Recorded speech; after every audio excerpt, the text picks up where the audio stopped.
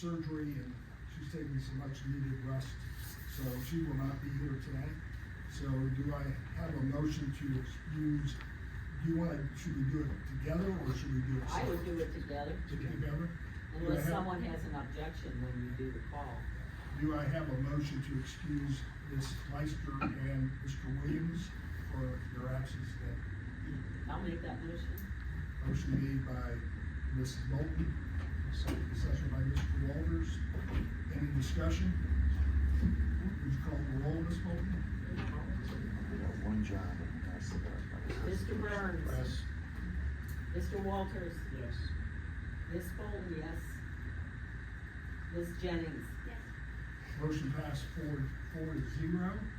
The next, you have could I have a motion to approve the minutes for May 8th, that's in your packet, 2024 council minutes? I'll make a motion to approve the council minutes from May 8th of 2024. Motion made by Mr. Walters, do I have a second? I'll second. Second by Mrs. Bolton. Is there any discussion or questions that are corrections to the minutes? Was Meister made a comment online, was that resolved about who had made the motion to? Yeah, it is resolved because I asked her to go back and review the tape, and it was the 12th of June, okay, today, so there is no motion to the 31st, I think that was the original thing she said. So there really wasn't a motion or anything like that at all, it was just a matter, we were going through trying to remember exactly when that ordinance expired, it actually expires tonight. Any other questions? Okay, Ms. Bolton, would you call the roll, please? Mr. Burns. Yes. Mr. Walters. Yes. Ms. Bolton, yes. Ms. Jennings. Thank you. Motion passes 4-0. Now I'm gonna ask for a motion to approve the minutes of the May 30th, 2024 special council meeting. What's the date on that again? That was May 30th. I should remember, okay. I'll make that motion to approve the May 30th, 2024 special council meetings. Mr. Walters made the motion. Do I have a second? Second by Ms. Jennings. Any further discussion, questions? Mr. Burns. Yes. Mr. Walters. Yes. Ms. Bolton, yes. Ms. Jennings. Motion passes 4-0. At that meeting, there was a request that our village solicitor, Mr. Merkel, prepare an ordinance. We were putting together the actual job description, and he has prepared that. That is in your packet. And so if there's any questions on that, I'd ask you to direct them to Mr. Merkel, or if you think something's here or there that I sent to him to prepare it, I'll be glad to answer those questions too. That was just an ordinance to maintain the position, but it doesn't detail job description or anything, correct? That does not, I think that is corrected, that's in. Yeah. You want to explain it? Yeah, it is an ordinance to fill the role, not so much to change it, fill it. It's been good, so the salary is in there. I saw that. In fact, it's maybe in excess of full-time hours and outside standard business hours, depending on what village issues arise. And it's just to replace, but I do not have a full job description because that was going to be prepared. Correct, after I- and we don't need it at this time, correct? Right. Just, but the pay and stuff being in there, that's why I went ordinance. That's fine, that's fine. So the job description was gonna be edited and changed, I thought, at a later date, which I thought was gonna be. We're working on we're that. working on that. But we are out, we've run ads for the position, so I think it's a good idea to go ahead and adopt this. And even if it gets, I don't know if this one will be amended or if another ordinance will be, maybe a resolution whatever, Rob thinks is necessary, just to formally adopt the job duties of the administrator. Section 4 there says the complete job description is still under construction by legislative authority, so Yeah. I guess that you'll amend this to say that it is. Well, we can do a resolution, just with the job description in it. Approving that. Any other questions? Do I have a motion to approve this ordinance, number 2024, actually it's number 4, 2024? Yeah, I was just gonna say, what is the number? It's an ordinance, we gotta go through our rigmarole. Do we have to suspend the rules? First we introduce, then we suspend. He was That's asking a question. what I'm asking, if we have to go. I do not see we have to suspend the normal rules. It is under emergency circumstances, which you don't have to. So you're trying to go along with that. Break it and with that exception of interim. So because it's an emergency, you say we don't have to do that? Correct. Any other questions? Is there something that establishes that it's an emergency? The fact that you don't have one of the ordinance that says that you should, or you shall, have one to run the water department if not having a public safety board. But we don't know, need to write into the text that, and declaring an emergency, or it's already. I will take care of that. Okay, So you'll amend that? Yeah. Okay. so that's one less thing we need to vote on. Okay. We're just voting to introduce and adopt. Okay. So, Now you're gonna feel busy tomorrow. so I need a motion to approve, ordinance number 4-2024. Make a motion. Motion made by Mr. Burns. Do I have a second? I'll second it. Second by Mrs. Bolton. Any further discussion? Some more work, I mean, theoretically, let's just go ahead and do this, then this would read if we amended it and then try it the next time, or is it? Well, we have a motion on the floor. I understand, but I'm just saying, paper-wise and effort-wise, yeah, He can probably alter this. You have this on computer, he can alter it right now. Do you prefer that happen? Can you put it out there? no, if you tell me that's not necessary, I'm just saying. I'm saying it's not necessary, I can alter it and, we can, another motion can be made to make it an emergency. Thank you. Any further discussion? Ms. Bolton, please call the roll. I'm gonna shake things up. Ms. Jennings? Yes. Ms. Bolton? Mr. Walters? Yes. Mr. Burns? Yes. Motion passes 4-0. Now it's my privilege to introduce to you a guest speaker tonight.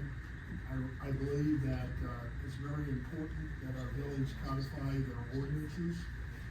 And after some long discussions in council meetings, I contacted Mr. Frommeyer very early in the morning. I think it was something like 6:30 in the morning. I put something in, please call as soon as possible, and he was on the phone by about 7:05 or something like that.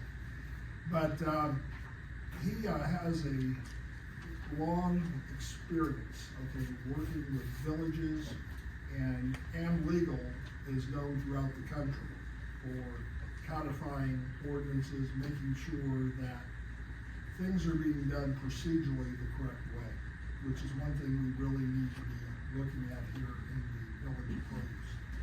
So, Ms. Brummeyer, if you would please, if you want to tell us a little bit about yourself, that's perfectly fine. There's also a mic over there, if you want to use that stand over there. I'm And pretty I would- loud. I would also ask council members, if they have questions, please project, because we're using a cell phone tonight. And I don't know, you can use your mics too if you choose, but if you would please. All right, thank you, Mayor, appreciate it, and, yes, he did, email me very early in the morning, and, I saw it and, called him, and we had, some, long discussion. But basically, little bit about myself, I've been with the company 30 years, so 29 and, like 8 months to be exact. But, so, we do codification. We do it in Ohio, it's been our home. We do it all over the country as well. So we have 3,500 clients nationwide. So in Ohio, we have over 800 clients. We have 16 attorneys on staff, and our attorneys are very good at Ohio state law. So that's what we're known for, and that's what our attorneys are known for. So currently, you get from us the Ohio Basic Code of Ordinances. And the Ohio Basic Code basically is, it's basic. It is what you have to have as a village, so to be followed.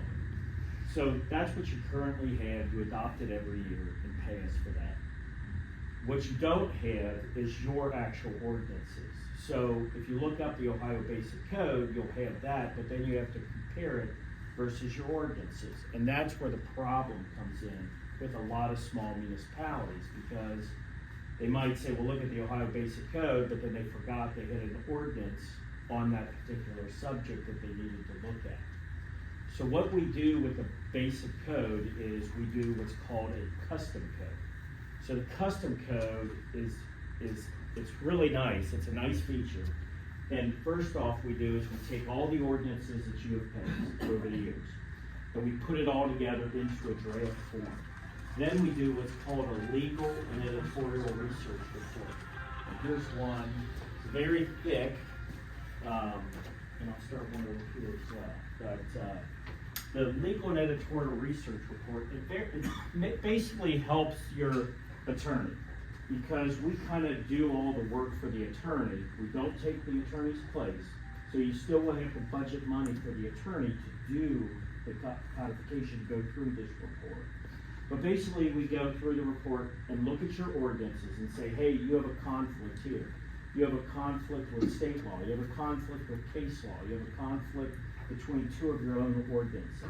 So that's what we're going to do in this draft, is provide you with a with the draft of your ordinances, what it says, and then we put in titles, the traffic and general offense ordinances. So we put that in as well and make sure you're in compliance. So we provide this legal and editorial research report, very detailed. We ask your attorney to go through, and it could be very easy. So for one might say, the site has changed, the Ohio state statute has changed. So here it is. And you just say, yes, you want to be, obviously you want to be current with state statute. But we could find an ordinance that's unconstitutional. If we do find that, then what we do is we let you know, hey, here's a model ordinance. And you can get model ordinances from us on any subject that you want in the future.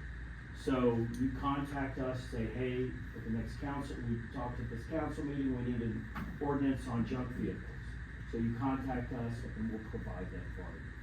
So once we put all the ordinances together, we put that legal and editorial research report together. Once you have all of that, then what we do is go through it with you. So our attorney, since we're in Cincinnati, our attorney could come. They typically do a Teams meeting, but they could come and meet with you all to go through the legal and editorial research report.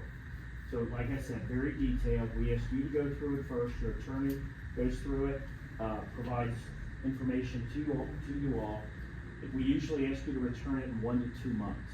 So it takes us 6 months to get you the draft, 1 to 2 months for your review. If you need an additional month, there's no problem. We'll give you the additional month. But the goal is to try to get this done as quickly as possible. Once you return it to us, you've answered all the questions. Any additional ordinances that you've passed, you send those in to us. We make all the changes, and then we give you one ordinance to adopt the code. So that one ordinance adopts the code. Everything before then is null and void. This is your code of ordinances. And then we put it online, make it searchable, and then as you pass ordinances, you would send them to our company, and then we do an update. We do an immediate update so that citizens have access to the ordinances, because the citizens need to know what the law is. Because right now, they would look at the Ohio Basic Code, and then they have to determine your ordinances, and if you have 3 ordinances on a subject, they have to determine what the law is. So this allows citizens to have access. Like I said, we do this for 3,500 clients across the country. And then the other nice thing is, while you're doing this, it won't be done by the end of the year. When January comes, we will give you an Ohio Basic Code again to adopt, and there'd be no additional charge for that. So while we're doing this, you pay about $800 a year for something like that. So you would adopt that again while we're going through this, so that at least you have the traffic and general offense ordinance. We put it online, like I said. You're looking at about probably $18,000 to do a codification. That would include 5 copies of the code book, 5 binders, 5 sets of tab dividers. That includes our legal review. That includes time with our attorney. Again, our attorney does not take the place of your attorney. They're there to act, to help your attorney look through everything in advance. And then the online is probably about $1,500. 1,000, it's probably about $1,600, $1,595. So I would budget $20,000 the first year.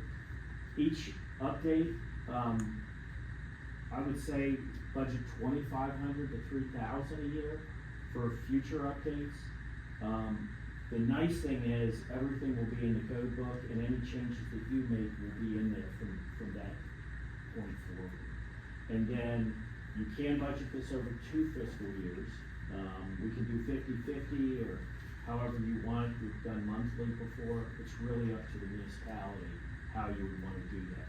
But what's nice about once it's done and codified, everyone will have access to the laws of the village. So the citizens will be able to see it. They'll know what they have to follow. Your staff will know what to follow and what you can charge somebody with, or if you have someone that's in charge of giving out fines or fees, everything will be in there. Typically, attorneys like us because of this, because we do all the work, kind of do the work for them. But you do still need the budget for their time to go through the entire legal and editorial research report. And I'll leave it up for questions. I have some. Okay, good. Oh, yeah, I'm ready, I've made all kinds of things. Me too. The state auditors, do they have any recommendation on how often ordinances should be codified? I mean, will we ever have to go through this again, as long as we budget the $2,500 to $3,000 a month for you guys to keep it and maintain it? You should not. As long as you continue to keep it updated, you should just pay that for 20.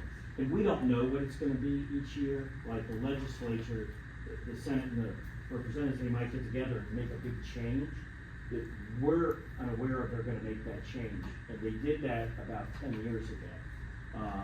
Added misdemeanors and felonies and different classes. So when they do that, your supplement could actually be a little bit higher. Typically auditors, from my understanding, when people are audited, they usually say, hey, go get your ordinances codified. They get marked off for that. So this will actually, you will be codified and updated. It should satisfy that. Because years ago, as the village clerk treasurer, we did have our ordinances codified. We hired a woman who came in, took her months, took her the summer, she was a teacher. But I don't know what happened to all of that, and that was way before online was an issue for the most part.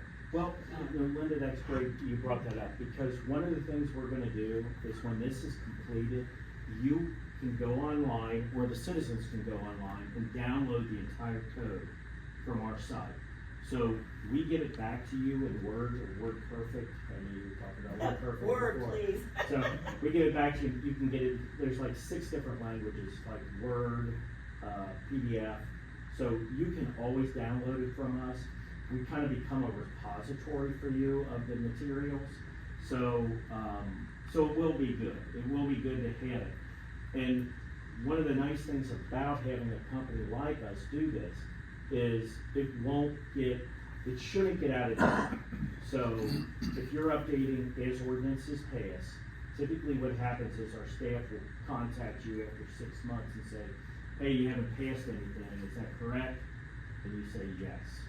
basically, great, we'll call you in a year. So then in 6 months, they'll contact you again. If nobody responds or say, we don't want that, staff will let me know and I'll basically come down here and see what's going on. Like, I mean, I'm not gonna say I need the ordinances, but our whole purpose is, you paid a lot of money for this. The taxpayers paid a lot of money for this codification. We wanna keep it updated, and that's the goal. But we can't just come in and, So would every ordinance that we pass get sent to you, or only the things that would apply to the Ohio Basic Code and to the property maintenance and that kind of stuff? good question. So, you can send us every ordinance if you want. If you do, we only put in the ordinances that are permanent nature ordinances, that would actually go into the code. So if you pass an ordinance to, that's For a not. village administrator? Correct, I was just gonna say that, for the village administrator, that would not go in the code. Okay, But you can send it, and we will scan it and save it into our system, so God forbid there's a flood, fire, whatever. If everything is destroyed here, we would get a copy of that. so how far back will you go? How many years will you go back? Yeah, Yes, it so, can. you're asking great questions. So typically, people go back like 20 years, but if they have an ordinance that they know that they're using from the 1960s, they send that to us. We suggest you send that to us, because we'll look at it. We'll look at every ordinance. It's just, a lot of times people don't go back and send us all the ordinances. And we ask for not originals, we ask for copies of them. Yeah, I do know that I found a binder that I had put together 9.5, 10 years ago, before I left, that had all the ordinances listed by title only, you know, from every year going back as far as I could find the books. Mhm. I know that it's around somewhere. I don't know how helpful that would or would not be, because I don't know if it's been done since 2015. But, I'm just trying to get a feel for how easy this is gonna be. This is a decent expense to me. Since we contract our police services out, the Ohio Basic Code as it pertains to traffic violations or what have you would not apply to us anymore, correct? You would still have traffic and general offenses. You're asking great questions.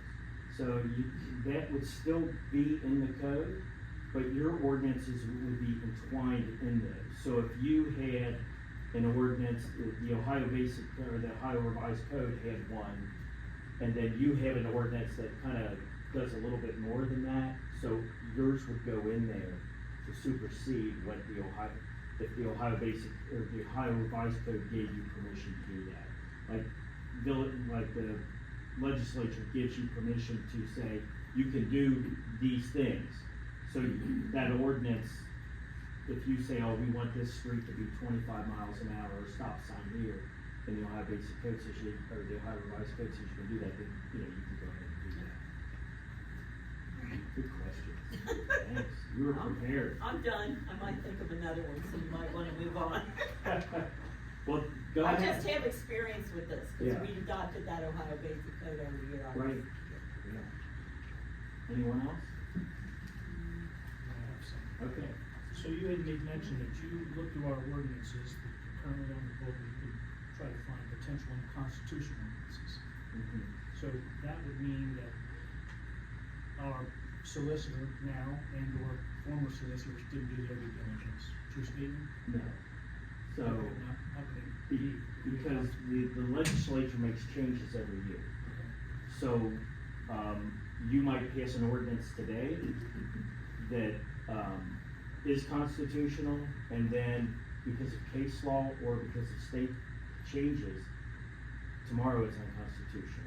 Depending on how it's applied. Correct. Okay. Do these, so the ordinances is not limited to zoning, they're all ordinances. Zoning ordinances such of that nature, like use of, property, et cetera. So, Yeah, I mean, we can put, a lot of times people do put their zoning ordinances in. And I don't know if you're asking, like sometimes there might be a zoning ordinance, And in the code book, there might be another ordinance on, you might have it in barking dogs in your zoning, and you might have it in your regular code, and they might conflict. I don't know if that's what you're asking, Well, or, having experience with our zoning ordinance and so forth and enforcement of them, are we just talking of zoning enforcement or all of I them? think you need to be looking at all of them. Okay. So do they need to be codified to be enforced? I mean, you're passing the ordinances, so you can enforce them, you just have to let, I mean, you've gotta be a way to have the citizens know what the law is. Like, you're passing ordinances now, and you can enforce them, but you better make sure, I mean, you might have to talk to the attorney about this, but you better make sure you're enforcing ordinances that they don't conflict and that, So what did we do in the past before we had online searchable ordinances that the people said, hey, if I want a Freedom of Information Act, I wanna see a copy of this, we would provide that. correct, your staff would have to provide that within a certain number of days. Right. So, you know, that's what we did then. I mean, is there any benefit to having these, other than just the fact that the citizens can search on them? Well, I mean, one is right now, you pass the Ohio Basic Code. And the ordinances that you pass, you have to provide those to the citizens. And you have to make sure that they're accurate each year. So if a citizen comes to you and you give out the wrong ordinance, I'm not saying you're going to, but if you possibly give out the wrong ordinance to them, that could lead to issues. So a lot of people like to use us to codify them. So each year we check state statute, for traffic and general offenses and update that. So right now you're getting the Ohio Basic Code, but in the future, if you did a custom code, we would check your ordinances against state statute each year. And I have one sample now, I am almost positive that we passed an ordinance against livestock in the village. I don't know what the Ohio Basic Code says about that, and it may have changed over years. So we could be in conflict if we have that ordinance that we may have adopted 15 years ago. And the Ohio Basic Code now says you can have up to 20 chickens, or you can have a goat or two. I mean, that's an example of where we could be in conflict, correct? Correct. And in all of my years of experience, and I don't do the codification, but we have Ohio licensed attorneys that do that. They usually find, I mean, that's kind of what this report, and I don't know who has, I see one here. That's kind of what this report does, is it kind of goes through and it basically says, You could have a here's all the conflict. problems we found. Okay. So, and some of the issues like, and I don't know what this one is, so they provided, they have a comment here on subchapter public records policy. I'm assuming that their public records policy is not current, it's not up to date. So, I mean, what happens typically with this is you haven't been codified in a while, state law has changed, you're really not paying anybody to check that.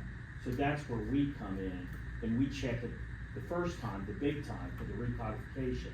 So we go through everything and do all of that, and so then you're updated. And then as ordinances pass, as new ordinances pass, we check it against the code to make sure it stays updated based on your ordinances. So Now, that's if we what do. adopt the International Property Maintenance Code, which is different than the Right. Ohio Basic Code, if we adopt that, does that get put into this codification of ordinances? Or is that totally separate? It's different, but I believe you adopt that by reference. I'm assuming that's how you adopt it. I don't know how you adopt that. Okay, I don't either. You I'm adopt the just- whole by reference, yeah. I'm that's just available. wondering if there would be conflicts with that, and then conflicts with the Ohio Basic Code, I don't know. Yeah, I do not know. I mean, Okay. we're just codifying your ordinances. Okay, Yeah. gotcha, okay. Again, right now, the zoning ordinances that pertains to properties, et cetera, tall grass, use, Our zoning. our zoning ordinances. we're in the process, and I'll be real brief, of using Hamilton County to do kind of a gap analysis, looking at ours versus what's in Hamilton County. And let's say, for example, they gave me an example, food trucks, something of that nature, or marijuana, or dispensaries, you know, that they're adopting now, which we probably don't have. So what they would do is they would put that in ours, we would adopt that after we reviewed it and so forth, and then codify that.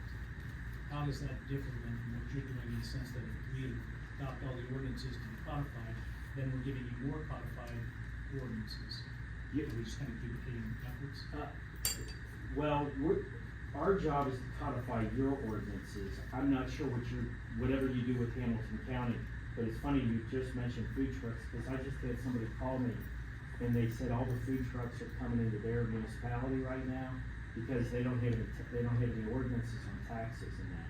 So all the food trucks are coming there because they don't have to pay a fee or taxes. But what we do is we'll codify your ordinances. You would have to make sure that you're not in violation of Hamilton County's ordinances as well. That's not something we do, we just codify your ordinances. But our zoning ordinance, which is our ordinance, Mhm. that's not part of what he's talking about. He's talking about ordinances in general. Okay, Send in your zoning, but being adopted by reference is gonna mean that if you're using the IPMC, they could put in the, complication that is adopted, and you can have a link to it, so that you can look at Okay. exactly what you're supposed to do. Right. And that's exactly what we do, we will link. you'll link our zoning code to that, as well as the International Property Code, We can, which will really confuse residents. well, we can, I know, they are two separate things, I know, but I'm referencing them both because they're separate from this Ohio Basin and our ordinances that we adopted today. our goal is eventually, we actually are owned by ICC, the International Code Council. So we're trying to work it out so that, like, if you pass changes to it, we adopt it except for these changes, I know I'm going down the rabbit hole, but if you adopt the changes, we can put them into that eventually, that's the goal. Any other questions?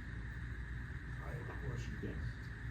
When you're talking about case law, you're talking about situations where somebody has contested an ordinance or a statute in court, and the court has looked at it and they made a ruling, and there's actually a written, sort of like an order. It is basically like administrative law. It's not coming through your state legislatures, it's going through the court system. How frequently do the villages you work with have to change things because of case law rulings? Yeah, they do. In fact, when we do these legal and editorial research reports, a lot of times our staff will say, hey, there's an ordinance, one was a big one forever, is utility disconnect ordinance. There's a case that basically you have to give proper notice to turn off someone's utilities because somebody died, because they turned it off and they were hooked up to a machine and they needed the water and there was no water. So that does happen quite a bit. Now, typically municipalities will be following that to see that, but we do have models anytime something like that happens. So if you need a model, you just contact us. But that's a great question. So. The other thing I guess I'd like to emphasize is that when there are these updates that are coming, I believe you're probably gonna have some things written different. There may be 2 or 3 options that the council can choose that are determined as legal. How does that help our solicitor? Because when he's on an hourly rate, which ours is, the less he has to do things, probably the better for the village financially. Right. So could you explain? Yeah, that? absolutely. So one of the nice things that attorneys across the country love, and municipalities love is this legal and editorial research report. Because you saw, I mean, you kind of looked at it, you saw how thick it is. So we basically prepare this for your attorney. So instead of your attorney having to go through this entire thing and figure everything out, we kind of look at it for your attorney. So we put it together for the attorney, and the attorney hopefully only has to write yes or no, like yes, yes, yes, yes. There could be, where the issue would come in is if you have conflicting ordinances, one that you passed 20 years ago and one you passed yesterday, and they conflict. So your attorney's gonna have to provide that research to say, okay, what, they found this, what do we wanna do? Or the attorney, because he's your attorney, he knows the situation here, and hopefully he'll be able to come back to let you know what should be done. We also find the case law, like the utility disconnect. We're not sure what you want to do. So, if you had an ordinance that was again, we basically say, hey, you need to look at this ordinance because you may be in conflict with state, with case law. So that's where your attorney can then contact us, or you all can contact us with a model. So we can provide that model ordinance available for the attorney, so it cuts down the time that it takes to put that together. If that makes sense, that's a good question. Do you need anything from us tonight on this, Chuck? I don't believe so. Okay. I think we need to talk more about it. I would like to have our attorney speak to you for a second, since he's been over at the water department, which is also where the village administrator's office is located. You've seen I guess, the folders or whatever. Part of the problem is, with you doing codification, when you have books all over the place and you have file folders and drawers with past ordinances, resolutions, and, I mean, they've been passed, signed, and stuck in the drawer. So it's very difficult if I'm running around with the ordinance in my briefcase for us to enforce it. So the public's knowledge of the ordinance and the conflicts with, case law that come up every day, and changes in the laws and stuff that's repealed, that helps a ton.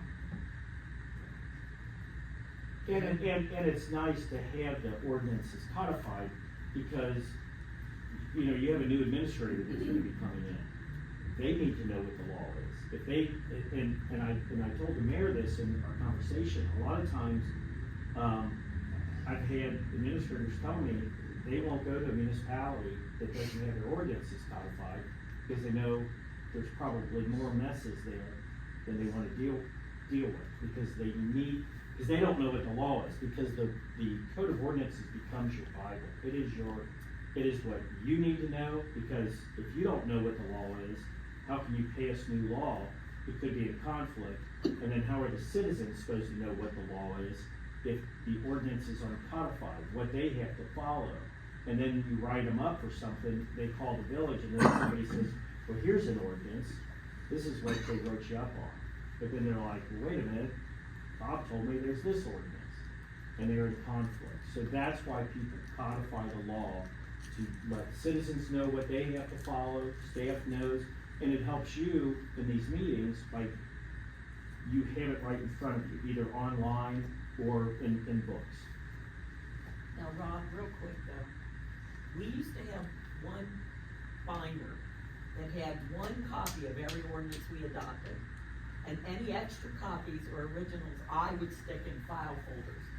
So I'm wondering if that's what you're seeing. No. I'm talking about stuff that's sitting on shelves, So industrial. There are binders down there. For every There's year? binders, there's a ton of those. Okay, But For I every found them year. a lot of other places. okay, And- those are like and extra those are copies. in disarray, because there's Okay. some over there, there's some over there. I had them in case someone from the public came in and asked for a copy. Yes, and It the was easy. website actually said they could get a copy of your ordinance from the The clerk. clerk, yeah, So- okay, good, okay. And I saw that, but I'm like, what is I just wanted to make sure we at least had a binder for every year with all the ordinances in it. Yeah, there's Think we a lot of did. binders. Okay, okay. All right, From the standpoint of where we are right now, which, let me just say this. We are with the sheriff's department. They are not interested in mayor's courts, they're not interested in our ordinances. And I talked here previously about the fact that we are a home rule village. That falls on deaf ears. You mentioned before the fact that there's the basic code, and then there's our code, which we can go beyond what the basic code is, because we are a home rule. So, one of the things I would ask our council to think about is the fact that we don't know forever whether or not we are going to be with the sheriff's department. Okay, I know we're there now, and there really isn't necessarily an option to go anyplace else right now. But there are other options, I think, other ways of configuring our village in order to make sure our ordinances are enforced. I'll just give you one example. Maybe you know a village that has done this, where they have a town marshal, because that is the minimum, and they can enforce your ordinances, and then they partner with the sheriff's department as a secondary, police force. Do you know any villages that do that? I don't, you brought that up, and I asked one of our attorneys about that, because I was coming to this meeting tonight, and he doesn't know, but he was gonna do some more research to try to figure it out. He was in some meetings the last 3 days, but he said he was gonna look into that. But that was very interesting. when you brought There that were up. a couple up by the Renaissance Festival, but they were calling it the police chief. Okay. But that's all they had. But it's, that police chief and town marshal had changed over and talked about it. Yeah, the other thing I would do is maybe call the Ohio Municipal League and ask them if I'm they. not calling tomorrow anyhow, so I can do that too. Yeah. Any other questions? How about the residents? You got any questions you'd like to ask? A good example that Ohio versus the village, discharging firearms in the village, it seems like the state overrules the village's or past ordinances. But at one time, did Cleves belong, were they members of your group years ago? They've done the Ohio Basic Code for many years. I just don't know how far back, if they did have a codified book. Were we paying you all in the past, you know? Oh, you pay us yearly, but not those kind of numbers. About the $800 for the OBC. We've never paid them to codify our ordinances, at least the 18 years I was here. So And then you add the 9.5 that I haven't been. was there something, had we done, we wouldn't be in a position we're in now? Just the Ohio Basic Code that we Uh, used to have. It usually comes down to cost, because it's so expensive to do. A lot of villages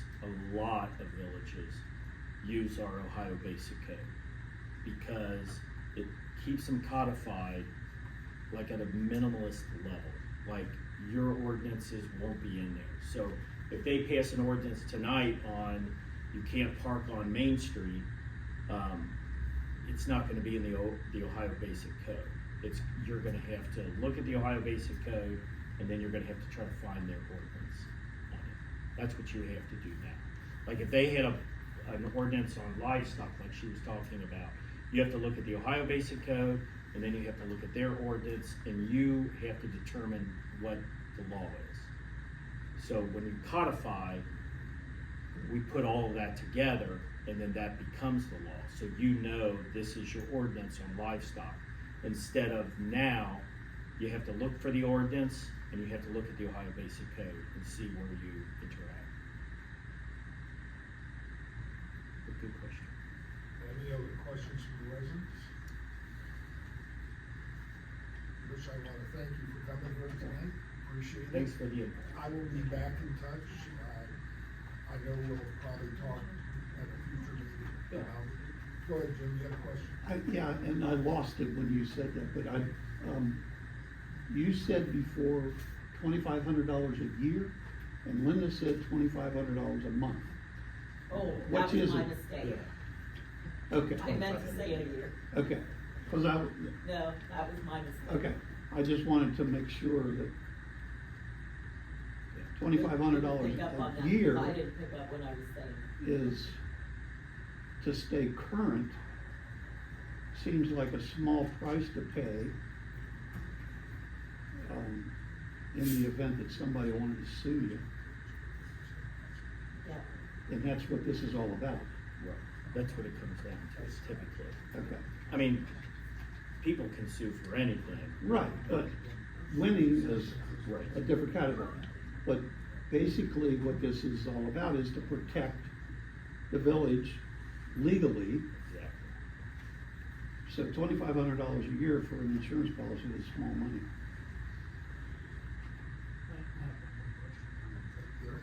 So while you're looking at all these ordinances to codify and so forth, and it takes a period of time, how are they, are they still enforceable while they're still under review and Yes. so forth? Absolutely, yeah. So, in As the event long that as it- they're legal. Well, that's what I'm gonna say, if there's- We don't know if our ordinances are legal. So I think we gotta take a look at that. So that's basically what they would do. Because of court cases, changes in state law, all of those things have to be looked at, and should be looked at regularly.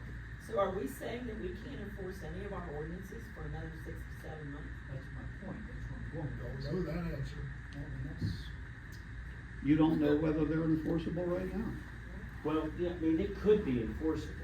I mean, you've passed the ordinance, so the citizens are supposed to follow the ordinance that you passed. We'll check it if it goes against state law. I mean, we've had some municipalities tell us, we don't care, we're still leaving our ordinance in, even though it's make them sue us, is what they told us. So, make the citizens sue us. So,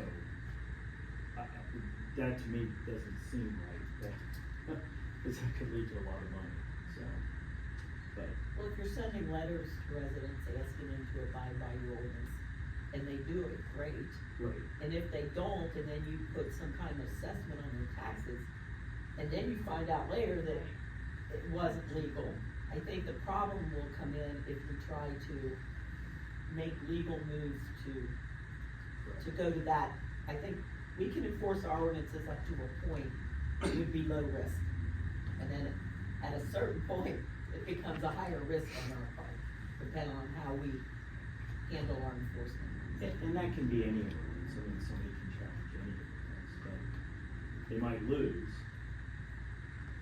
But we'll have to defend it. Right. And the cost that comes with it. All right. So, The $2,500 a year is the insurance, I can see that, but the $18,000 that you mentioned, where does that come from? From the mayor's budget?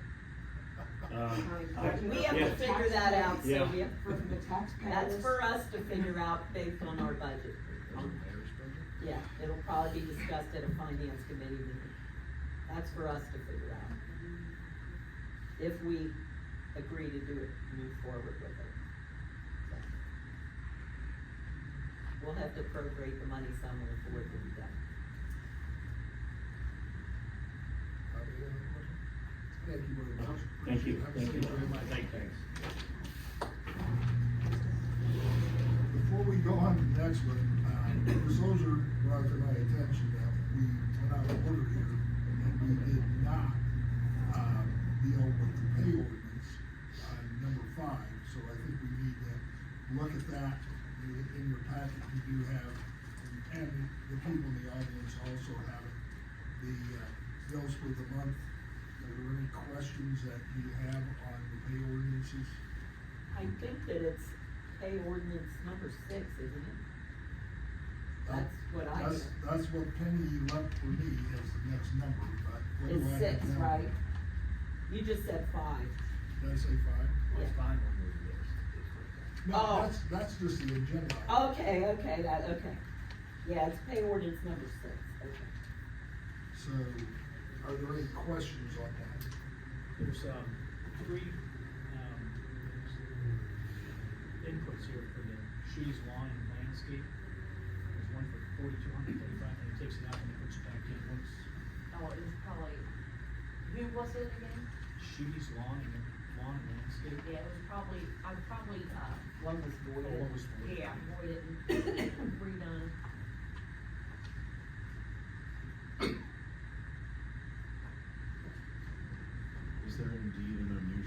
amount of landscaping going on in this month's expenses? Mhm. Is that waterworks Just at paying for Waterworks, stuff, just or- at Waterworks. That was out of Waterworks. So there's other items in the thousands of dollars elsewhere, so.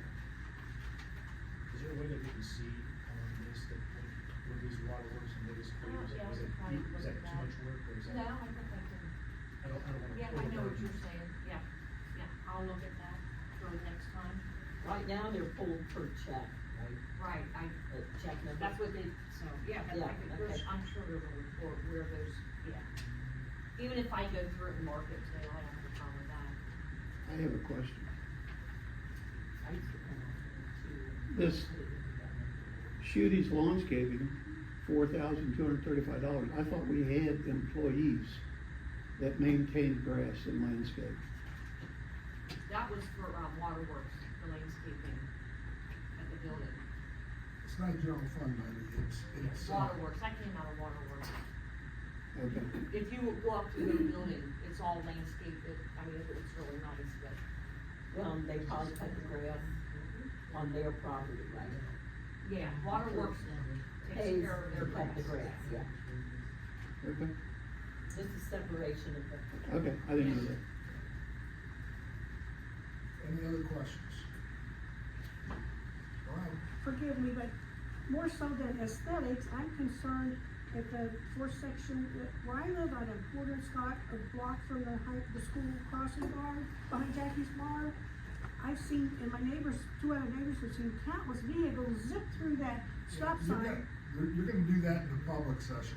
Oh. Right now, we're talking about this particular Pay ordinance. pay ordinance. Forgive me, I wasn't. That's all right, That's all right. that's all right. I got your name down here, you'll be the first one in the public session. Thank you. Any other questions as far as the bills are concerned? Do I have a motion to pass pay ordinance? Number, what'd you say, was 6, Linda? Yep. Make a motion to adopt pay ordinance number 6. Do I have a second? I'll second. Second by Mrs. Bolton. And, is there any further discussion from the council?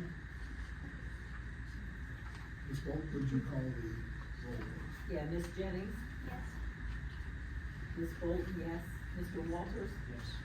Mr. Burns. Yes. Motion passes 4-0, and now it's my pleasure to introduce to you number 7 here, which is the introduction of Miami Township Administrator James Brett, and also the new fire chief in Miami Township. If you would like to come forward and address the council, please.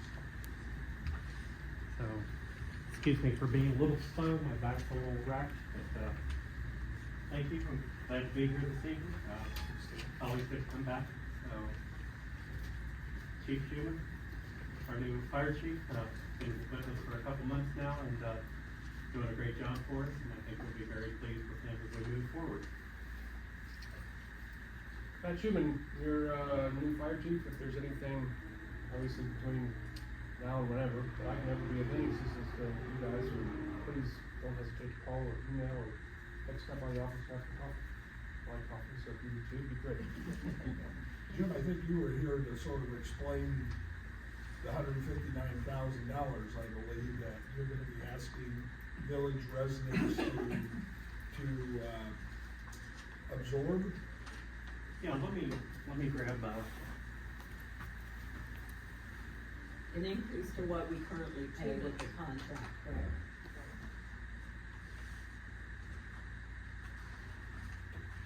I don't know, did everybody get what we showed you at the mayor, no, that's sorry, wrong one. So, let me share with you some, information on the fire levy, the income that comes in from all. I've never seen What, are we talking about Miami Township's fire levy? Well, and because you contract with Miami Township in the past, they've all, I got one, you gave it to me. so, that. Jim, is there an extra one you could pass around to the residents, or is that already? evening.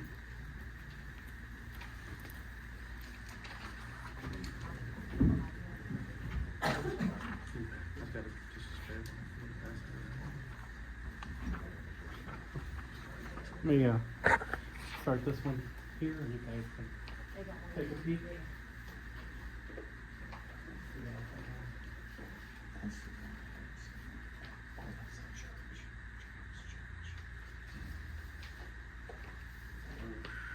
Or left, we'll start a couple others.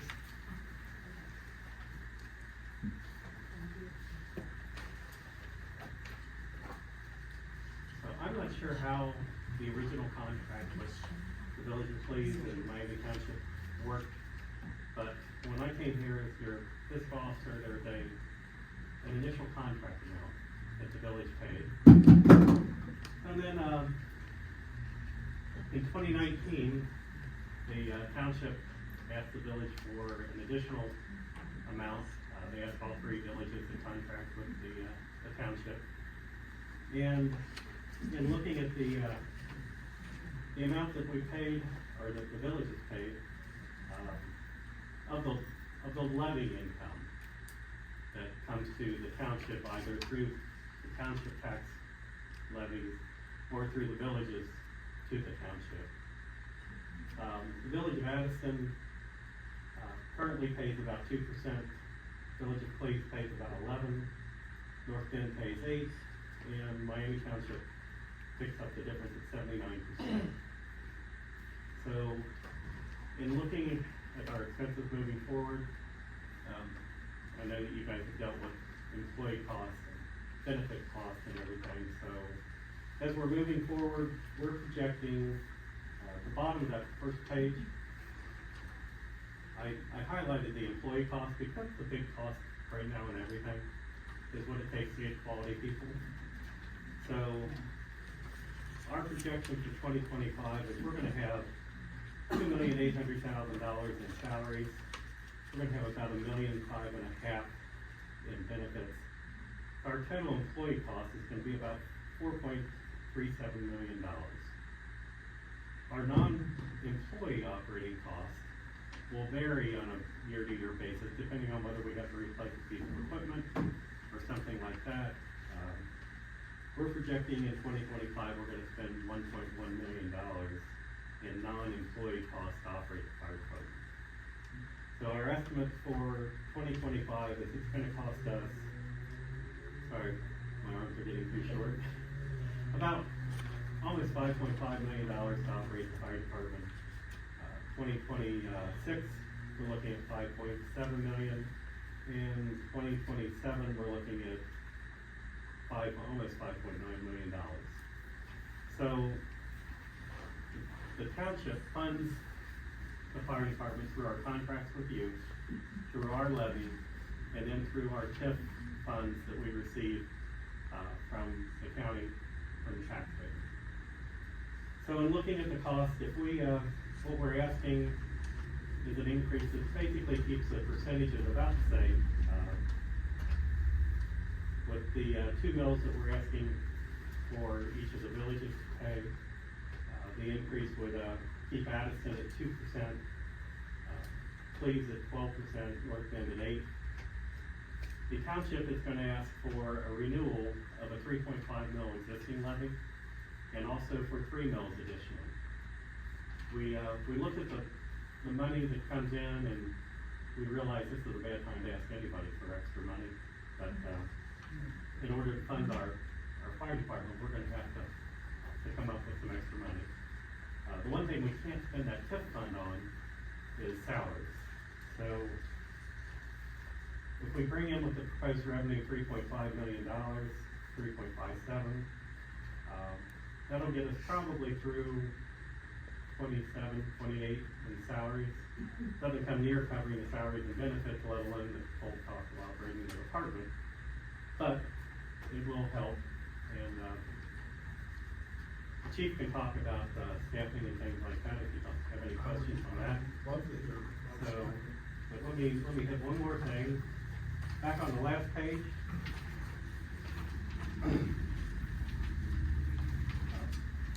and this is something that I asked back when, in 2019, what volume of runs, what percent of the runs that the township makes to go to the villages? So in 2023, you can see the EMS runs, fire runs, and total runs. For Addison was about 12%, Cleves was about 20%, North Bend was about 6%, and the remaining 62% were in the township. So if you look at the total runs and divide it by the total cost, the bottom chart here, right below that runs by community, we take the total runs percentage, and look at the cost. Addison has 12% of the runs paid, and these numbers are rounded, so they pay about 1.5%. Cleves accounts for about 20% of our runs, and of the total budget, that $5 million number, you pay about 8% of that.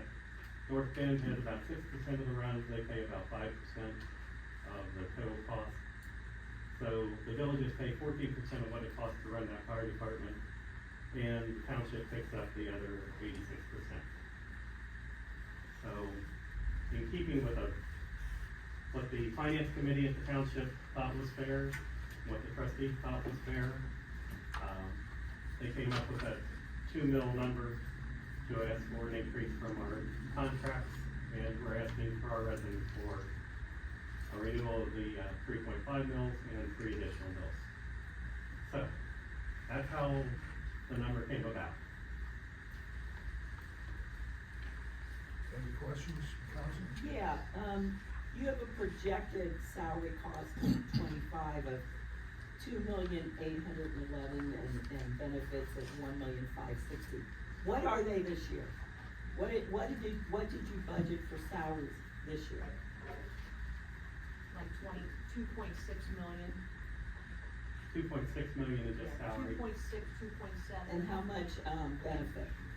Probably right under that 1.5. About 1.4, I believe. Was it, I mean, So did you supplement any of your fire services at all in the past through your general yes, fund? a lot of our benefits were out of our general, Okay. yes. The general fund, TIF fund, we're gonna do a better job of separating those out so that we get a fire number. And Cindy and I have been talking about how we can do that, just so we know what the number is, we just would like for it to be more accurate than the UAN accounting system, which is what you use here. Yeah, when you talk about 2 mil though, I'm not so sure we'll put a 2 mil levy on. So when you talk to the village of Cleves, I wanna hear dollar amounts, because the mills are not the same. The mills are different in the village of Cleves and Addison and North Bend and Miami Township. A mill is not a mill in all 3 communities. Correct. Right, we know. So if you look at that front page, Mhm. you'll see what, on the left-hand side, it shows you what the village is currently paying. And on the right-hand side, under proposed addition and renewal, You see that board? Yeah, I see. Oh. yeah, the 2 mil addition would be, we're basically looking for $159,400. Now, if you choose to come up with that without putting a 2 mil levy on, that's certainly your choice. Do you know what our current contract amount is? Your current contract last year should have been $252,393. And just because I was here and know how this works, there's the initial contract, and then what was agreed upon back in 19 was whatever the 2 mills brings in, that goes to the township. So you pass the levy for fire service, whatever that 2 Yeah, mills is. 2.5. Yeah. So whatever And we that brings in supplement is the what you pay. difference of that out of the general fund. So, your general fund, you'd be hard pressed to take it from any place else that I can think of. I'd be hard pressed taking it from the general fund, Jim. But this, I understand. This 252 contracted rate, we take whatever we get from our 2.5 plus add the additional. You said that contract amount, we figure out how to pay whatever our fire levy doesn't bring in, correct? Correct. Okay, I wanna make sure, cause it sounded like you said, you guys get whatever the fire levy brings in. So the fire levy's not gonna come near bringing in 252, so. It brings in 150,000 a year, so everything beyond that, okay, I think we pay 252,000. So we're already taking 102,000 out of our general fund. To come up with the 252. That's correct. Right. Okay, and that's what I thought. And Mhm. right now, what they're asking for is 159,400. I do have additional questions, but. That's fine. But. That's 159 on top of That's what we're not, that's already. correct. Okay, So I think we're going from, like you said, 252, 394 to 411,000. yeah, it's a pretty big increase chunk. in one pop. Yeah, and, so is there a reason why you asked for 2 and not less? Or is that just because 2 was a good number? Just in trying to keep that percentage that everybody was paying close to the same. If that's a forecast, you don't know if maybe our runs and so forth may go down. Have you seen where our runs have gone up, or have they gone down, or have they stayed the same? I have not gone back and Linda looked should at have, that since. I said that to you. Yes, no, they've been pretty consistent. The They were run totals fairly haven't consistent changed in over the 19, we last 5 looked years. back, and I think Cindy gave us 4 years, 5 years of history back then. So if we've And been consistent, we have Consistent. double almost our cost for that somewhat. because the cost of operations have increased as well. So it's not potential staffing increases you're not looking at this point, are you? Now, you wanna explain where we wanna be with staffing and how we wanna? Sure, get so, that? right now, we either operate at 9 people, which is 3 folks at each station, or, 24/7. correct. Okay. Everything's 24/7. Or we can go up to 12 people, max. And that was before I got here. I've asked for 1 more additional person to make it 13. If the budget allows it, doesn't mean it's even going to allow it. So we have 25 full-time folks employed now. We have slotted for 30. We have 5 open spots, and then the rest of the staffing is supplemented by part-time staff. So that's kind of how we staff and we operate based on that. So the salary numbers are based on the 30 full-time staff that was approved on whatever that was. I think it's been for a while, to be honest. We're just down 5 full-time folks. Okay. The finance So committee this- and the trustees agreed to allow the fire department to go to 30 people in, December of last year. So what happens if the levy you guys are hoping to put on, the additional 3 mil, what happens if your residents don't vote that levy? And we have basically the money to operate next year. And between now and the end of next year, we've got to show the people the need for the levy. And if they choose not to give us that money, then we look at the chief and go, we're gonna have to close station, we're gonna have to cut back. Maybe we don't get that new light squad, and we run the one that's, gonna cost more in repairs, and we start spending money, good money after bad is what I refer to it as, when you start spending more on your units than what it costs to buy a new one, you're really wasting taxpayers' money. We don't wanna get there, and we think that we can explain to the folks the service that we're gonna give them, and So we hope they support that. this projected increase though is based on projections, correct? On the possibility of an increased person or, I mean, if you're projecting out, are you projecting on increased staff? I believe Just going to the, the if we staff go to is, the 30. the staff has already been approved, so we're going to do that unless. the vote Unless you is can't certified. afford to do it. Yeah. Yeah. Okay.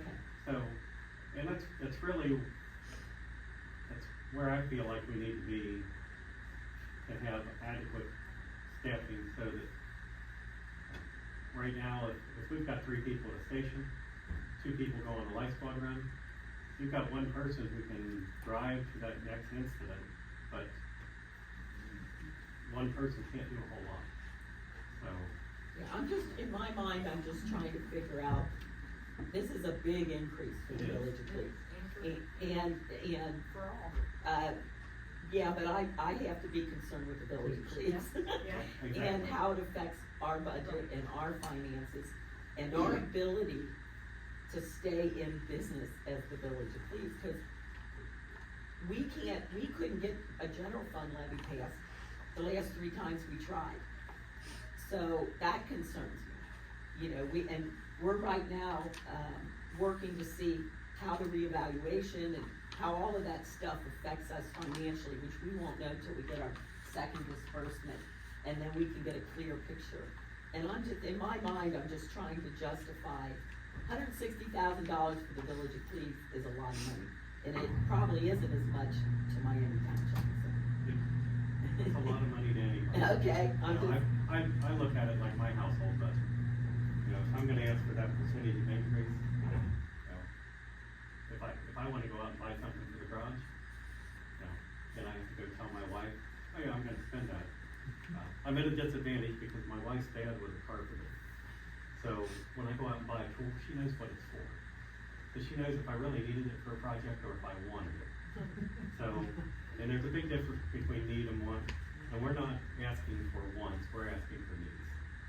So we can have all the great equipment in the world, if we don't have anybody to use it, it's just gonna sit in the garage and not do us any good. So what we need, Jim's opinion, and I think the chief will agree with me, we need good quality people. We've increased our pay to be more competitive with our neighbors so that we can assist people. I don't relate to that. The other problem that, if Jerry was here, she would tell you, Cleves, Whitewater, North Bend, Addison, Miami Township, we were always the area where people came to work because we have a lot of variety of runs. And as soon as they got 6 months of experience, Delhi and Green, and you know, those people would. Because they can afford to pay more. Yeah, they would. Better benefits. Yeah, they have better pay, they have better benefits, and if you're paying somebody $10 an hour and they get a $1 raise, that's a big percentage for them. So we've gotta be more competitive. Do you know what this 3 mil additional for you guys, do you know in dollars what that will mean to your residents and their tax bill? Have you done that And we figure? did that today. I think it's $100,000 is $35 a mil. So, what was it, $100? $115 per.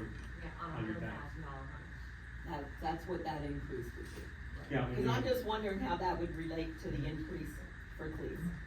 So the increase we're looking for, right now, the village, the township brings in $1,776,000.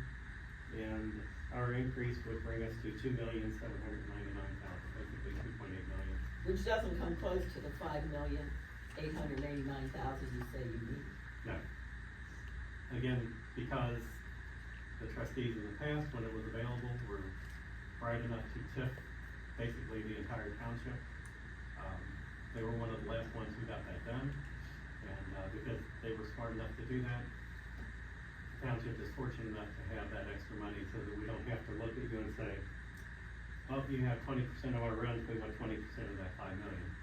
And there's no way that the village police can afford that. Can I ask some questions on your staffing? How many are you planning to staff at Station 69? 3. Okay, so if you have 3 at Station 69 and 1 is sick, what do you do with that station? We do our best to backfill it. If not, if it's during the week, You're not gonna close it down. In other words, you won't ground it out. as of right now, we haven't, no. I'm just asking a question. If you're planning on doing 3 at 69 and there's a firefighter who is sick, you're not gonna send it out with 2. So what are you gonna do? Are you pulling somebody from another station? How are you gonna manage that with 3 at 69? Actually, just the other day, we ran with 2 people there because somebody called in sick and we couldn't fill it with overtime. So did you send it out with just 2 people? The Did ambulance. you send an engine out with just 2 people on a fire truck? If the fire call would have came out, they would have, yes. I always had heard that was a safety issue. Oh, it is, And sure. that in the past, and I've attended almost every Miami Township trustee meeting over the last 3 years. And they've always said, we're not gonna send it out. We'll just have to ground it out and they'll have to reroute it. How many are you planning on having at Station 7? I guess it depends on our staffing levels. I've heard. If we're fully staffed, 5. And what about 68? Same thing, if we're fully staffed, 5. Okay, so we're gonna do 5, 5, and 3. And are there any plans to add additional administrative? Currently, you have an assistant chief that doesn't go out and runs. I know in the past, the fire chief of Miami Township has gone out on runs. Is that your plan? Is he gonna go out on runs too, or are you an administrative chief? I've already been on runs, so if I'm around, I'm a firefighter at heart, I go on whatever run, road, go to an EMS call. Just asking a question. No, sure. What's the plans with your captains? Are they gonna stay captains, or are they gonna be battalion chiefs or deputy chiefs or anything? Is there any plans along those lines? So right now, they're gonna stay captains. I think, depending on what happens in the future would be to make them, district chiefs is what they use here in Hamilton County. Which would allow for upper movement throughout the department too, but all that's just talk at this point, depending on, and there's a lot of factors that come into that. I'm just wondering Are if they any ready? of these factors are adding into the cost factors that you're adding in here. And the other question I guess I have is, I heard at one point in time, Miami Township was going to have to put on a general fund levy in 2016, I think 2026, I'm sorry. Because of the $500,000 they're gonna lose from the power plant. And if I've done my research correctly, your general fund levy, I don't think has been raised in 54 years, and it's a 0.46, I believe. And so, what's the plans there? Are you gonna continue to pay your health care and benefits out of the general fund, or are you guys planning to protect the general fund, which is what the Village of Cleves has to do? We gotta protect our general fund. And this may or may not be how you're looking at it, but I know how I'm looking at it for our residents. As Linda said, we've had 3 straight levies fail. We had you should know this better than anybody, Jim, $330,000 we lost in 2021, we have not recouped that. So, our general fund is in trouble. And we gotta do all our roads out of our general fund, or we gotta do loans. So, our situation is vastly different than Miami Township's. And I'm not saying that we shouldn't pay our firefighters, I get the importance of being competitive, but we're trying to stay in existence. And I'm concerned with the amount of money you guys are asking for, because I don't know that this village can afford it. I don't know if there's any comments on council about that or not, or from the audience. Well, I'll throw in the fact that, again, with our 3 failed levies in the past, right now, the way inflation is, we gotta review our police contract. And while there may be a potential savings there, we gotta look in the future. I just looked at this is a 63% increase, and you're telling me our runs are inconsistent or consistently stayed flat, but you're gonna ask for 63% more money for the same amount of runs. And then I hear your chief say, well, if the money's there, we're gonna increase their salaries just for be able to have upward mobility, not so much any more service, but I just think it's very hard to swallow to come to Cleves and say, well, we're gonna have, give you a 63% increase when you're not doing any work for it. And again, I'm saying not so much that we don't pay our firefighters, I agree that that's a necessity, but how many battalion chiefs or district chiefs do you want? If you're the chief, so to speak, and then you have all these underlings under you, so to speak, and you're only staffed with how many? 30? And supplementing that? 10% is all administrative to some degree? So I think what the chief said, and maybe I misunderstood it, but you know, that talk about captains moving up is not something in the near future that I But you see. said it was dependent on where the money was, so. Yeah, so on down the line, obviously the mayor is correct. Duke Energy's closing the Miami port is gonna take a hit. We're doing our best to be preemptive and trying to get something to replace that. We've had talks with the Port Authority and how we might be able to repurpose that site, and, you know, it's a site that offers a lot. So I think that we'll find something to go in there. I don't know that we'll be able to replace the entire amount that, power generating station pays, but, we're not sitting around waiting for that to go away. So, we're gonna be proactive on that. And there's all kinds of rumors out there about what that property may become. We just wanna make sure that whatever it becomes is something that provides jobs for our residents, that's hopefully safe and clean, and, generates good income for the community. I think we'd be bad stewards if we were already looking at that. Can I ask you, I just- go ahead. Does Miami Township, or how much does Miami Township get in grants? I can't answer that. I'd say 50 to 100,000 a year. Fire grants, Yeah, fire grants. It goes to equipment or, you know. that's what most of the Yeah. grants. Very few will pay salaries. Right, it's,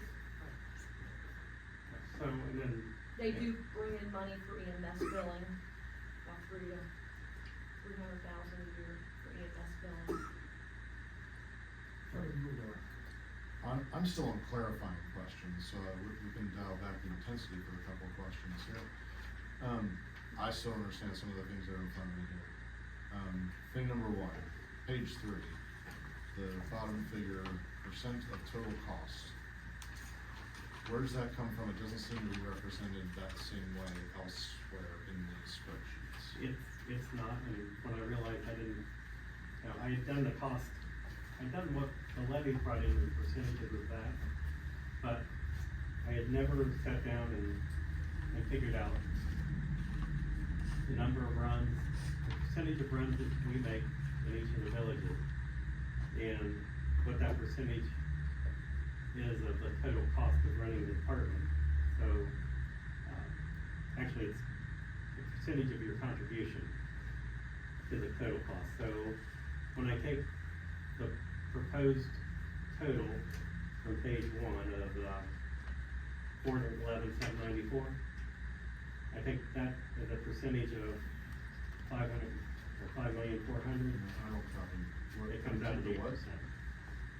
When you take the 400 what? 481? I put this together at the last minute.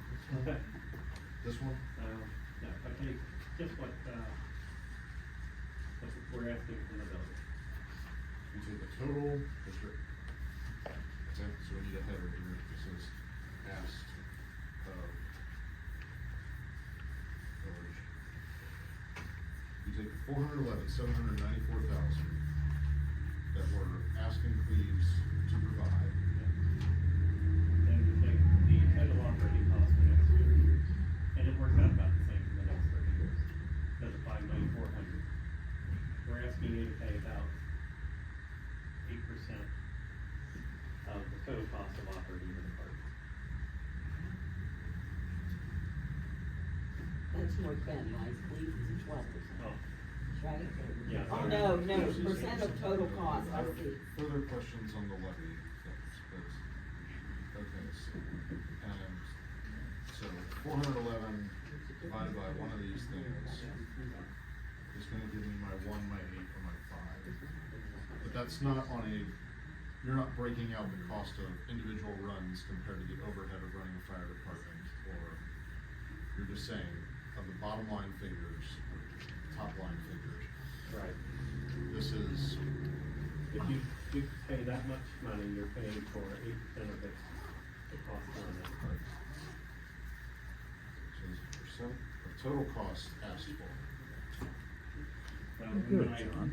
when I think that, So what you're trying to represent there is that each of the villages is getting a value where they're incurring 12% of the runs, 20% of the runs, 6% of the runs. The township claims to be asking for only 1%, 8%, or 5%. In each case, it's a discount as a ratio of the measurable part of your operations, which is the runs. right, Okay? and So I understand what those columns are now, and why you would assemble them that way. My next question is going back to the first question of what is the definition of a mill? So here in red, you have 2 mil new, 2 mil new, 2 mil new, and each of these is, I don't think that this is a Miami Township mill, because it represents an 83% increase in requested funds from Addison, 83% for them, 63% for Cleves, 52% for North Bend, which puts us in the middle. I suppose we shouldn't fuss compared to Addison, but what mill are you using there? Is it each village's mill? And each village's bill that was provided to Cindy by the, Hamilton County Auditor and Vanessa. so you're asking each community to put on, Based on I mean, I can't justify that as a, like, I mean, I don't wanna talk us into a further request of Cleves here, but why would you ask for 2 mills straight if we're, like, shouldn't it be a ratio of their runs, or if you're trying to keep things comparable to how things have been operating, you know, wouldn't you ask for the difference that makes Addison continue to pay 1%, Cleves 8%, and North Bend 5%? Why would you peg it to a mill, which is so variable? Because if you look at that front page on the left, the current levy income, and that's just percent of levy income that they're providing and you're providing and North Bend's providing. And It's I don't currently- think that's the right term either. I think that's the percent of funded contributions. But we can clarify that if I'm incorrect. Go ahead. So currently, the total amount of revenue that comes to Miami Township from the 3 villages and the township levy, $2,258,483. When I take the percentage of that on the contributions that the villages are making, it's 2% for Addison, 11% for Cleves, 8% for North Bend. And So what you're trying to, we're just trying to keep it close to the that's same what- percentage. is that you're limited to contributing. funds that come from our levies that are dedicated to this purpose? Or is that, You're paying part of what you're paying already is coming from your general fund. right, so it's those dollar amounts that they don't actually have any relationship to the levies. So having the term levy on here is not, Confusing. it's just a little confusing. So I apologize. it's the wrong term, that's fine, so long as we're clear. And so, you do have the Miami Township levies broken out, those are presumably, accurate for those levies. You don't have Miami Township General Fund on this spreadsheet, so, but I think we already asked that question. Okay, clear on terminology then. Back to why would you make it 2 mills? Again, to try to keep the current percentage of funds coming in from the contracts, let's call it contracts rather than levies.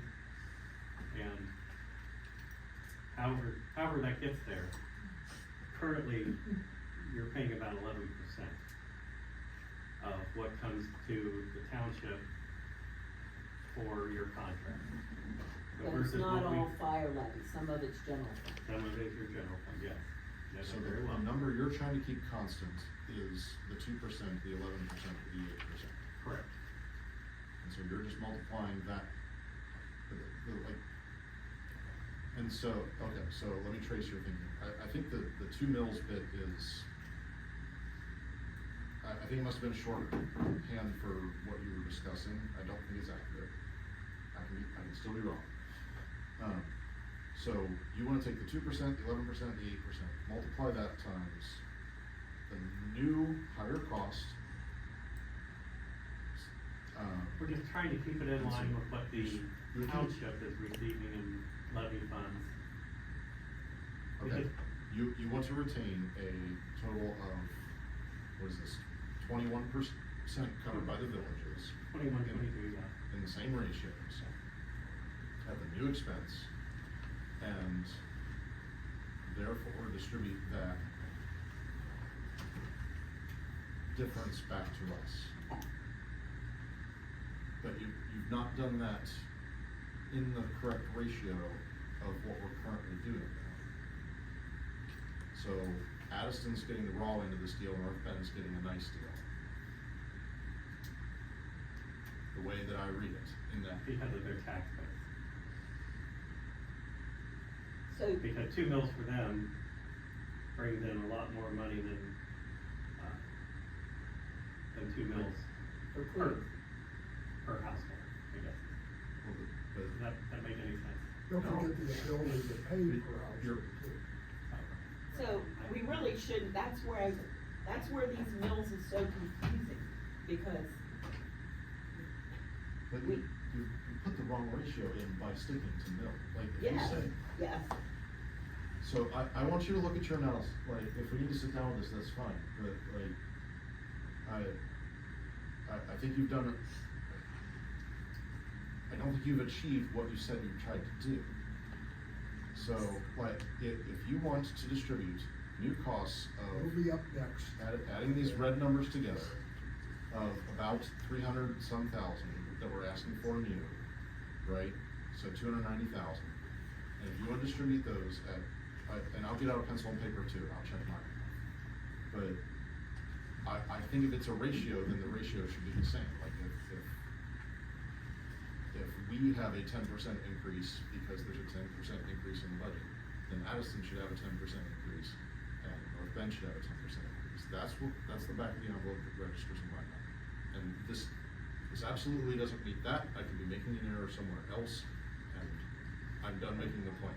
You I can think rebut you're if right, you want. I think. You know what, I'm trying to get Cindy, you together. Okay. We'll figure it out. And I'm not sure that's gonna go better for Cleves, but. Let me just say one thing, and it has nothing to do with the current council. But in 2019, when the township came to the village and said, we want 2 additional mills, or 2.5, it was understood then, and those people are gone, that the increase would always be in mills, because that's how they were gonna fund it.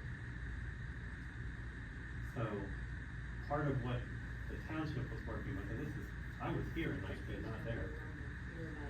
So, that's why the whole thing starts with mills, because they wanted to, they didn't want us to come to Cleves and say, and keep in mind, I was here, so I was on the Cleves side of it. We didn't want them coming to Cleves and saying, we want 1.25 mils from you, we want 1.75 from Addison, we want 2.25 from North Bend. They wanted to make sure that the millage was the same across the board. Now, that may, So it started off not really a Yeah, fair it was- system. when I was the fiscal officer here, I'm like, that's a flawed way of looking at it. But it kind of made sense, because then they could go across the communities and say, we're asking for 2 mills. But you don't get the same amount of money out of 2 mills from each community. I realize that, that's why I said, I'm not saying it wasn't a flawed system, but that was the system, and that's why it's here, I think. Well, So, it's my understanding, that's why it's here. I think So, any decision to here's go where- on a ballot with a millage to ask residents to increase their taxes, that decision's gotta be made at this level. And that can't be affected by something that was made 5 years ago. But, you know, and, well, I'm gonna take this, you could go to your folks and say, I want a $5 million general operating levy, and we're gonna pay this out of that, and the rest of it, we're gonna make sure that John has money to do the streets and, all these things, and, $5 million levy's gonna be tough right now. Especially in the presidential year. So, well, Well, we won't go this year. Yeah. so, I First don't of all, I don't wanna speak for council, but we got a long agenda here tonight. I think we sort of got information we need. I know we're gonna have to discuss it more. You've got another one to go, but I've got a resident back here who came here almost, I don't know, 3-4 weeks ago, wanting to talk to our council, and I wanna give her that opportunity. So if there are any more questions from council, please ask it now. Otherwise, set up a time to get with Cindy and I, and the chief, if we need him. We're always glad to do that. I will just say, I wanna say this has nothing to do with my appreciation for the service that Miami Township is providing village residents. I agree. Top notch, and I'm not dissatisfied with that at all, and I just wanna make that clear. That any concerns I have are of a financial nature only. I certainly understand that, and, we're getting, the goal is to get the top-notch people, keep them here. You know, we want our department to be the very best it can be. And we want the same, but we also wanna survive, Jim. You know my background, I grew up in E-Town, for those of you who don't know me. I played ball at Harmony Fields, I shopped at Merrill's, and Plays has always been a part of my life. And, you know, I certainly don't want to see anything happen to this village, or any of the villages here. It won't be in the best interest of Miami Township if that happens, that's what I can tell you. Well, I just, for Or me, our residents. for me, it's the identity. Okay. You know, I identify with Plays, you know, I mean, Whitewater has Miami Town. Everybody knows where Miami Town is, but it's different than being a village. Right. We got one more thing for you after our public speech. I'm glad to let her. Yeah, Thank you for your time yes, thank you. Thank you, Chief. Thank you, Chief. and your service. We just really appreciate You it. wanna come up forward, please? I gotta come up? Yeah. Okay. There's a mic over there, if you'd like to use the mic, we'd like you to state your name and address, please, for the record. My name is Sandra Pelcher, and I came here to police 1980 when I married Mr. Pelcher. I'll try to be brief. I thought when he was talking, maybe some volunteers could help with the fire department. I don't know if you ever tried any volunteers? The hospitals use them, that's where I retired from. Anyway, to get to the point of, the reason I came here, on the corner where I live, I'm concerned that a child might get injured or killed because of people not stopping at the four-way stop. So, I would volunteer to paint some white crosswalks and some yellow corners, or, whatever's appropriate. What intersection is that, ma'am? It's a corner of Ford and Scott, right behind Jackie's Bar. It's a block from the school crossing guard area. And with the ice cream parlor down that area. You're on, The school on gets Corner let Street, out. is that? It's the corner of Ford and Scott. When the school gets let out, it was rough right there. I Yeah. haven't seen that myself. We just put up a children playing sign in that vicinity. But, just so you know, and I appreciate you coming here, because I asked you, you came and expressed your concern. I wanted our council to hear that. We have a 12-hour car in the village of Cleves, that's it. And they're not patrolling. So, but that's what we pay for, is a 12-hour car. And there's only one that's on duty, so they can't be everywhere, okay? The problem with the speeding is an issue throughout the whole village, it's an issue of running stop signs in the entire village. And I don't know unless council has a solution, I'm not sure what the solution is. What about a sign that says, that you see kind of going through other municipalities where it says 25 miles and then you see your speed? That's gonna be installed right here on North Miami. John probably will talk a little bit about that later, but we don't have them going throughout the whole village. And the one I think John ordered, I think it has on there, slow down, it comes up that this tells you to slow down, but that might help there, but what you're talking about, I don't know what the answer is, unless we buy more signs. What about the stop signs that have the lights that go around it that flash the whole time? That's gonna be there's two of those, I think, being installed. You're talking about for the crosswalks? No, the stop sign itself has a red Oh, border that will okay. flash.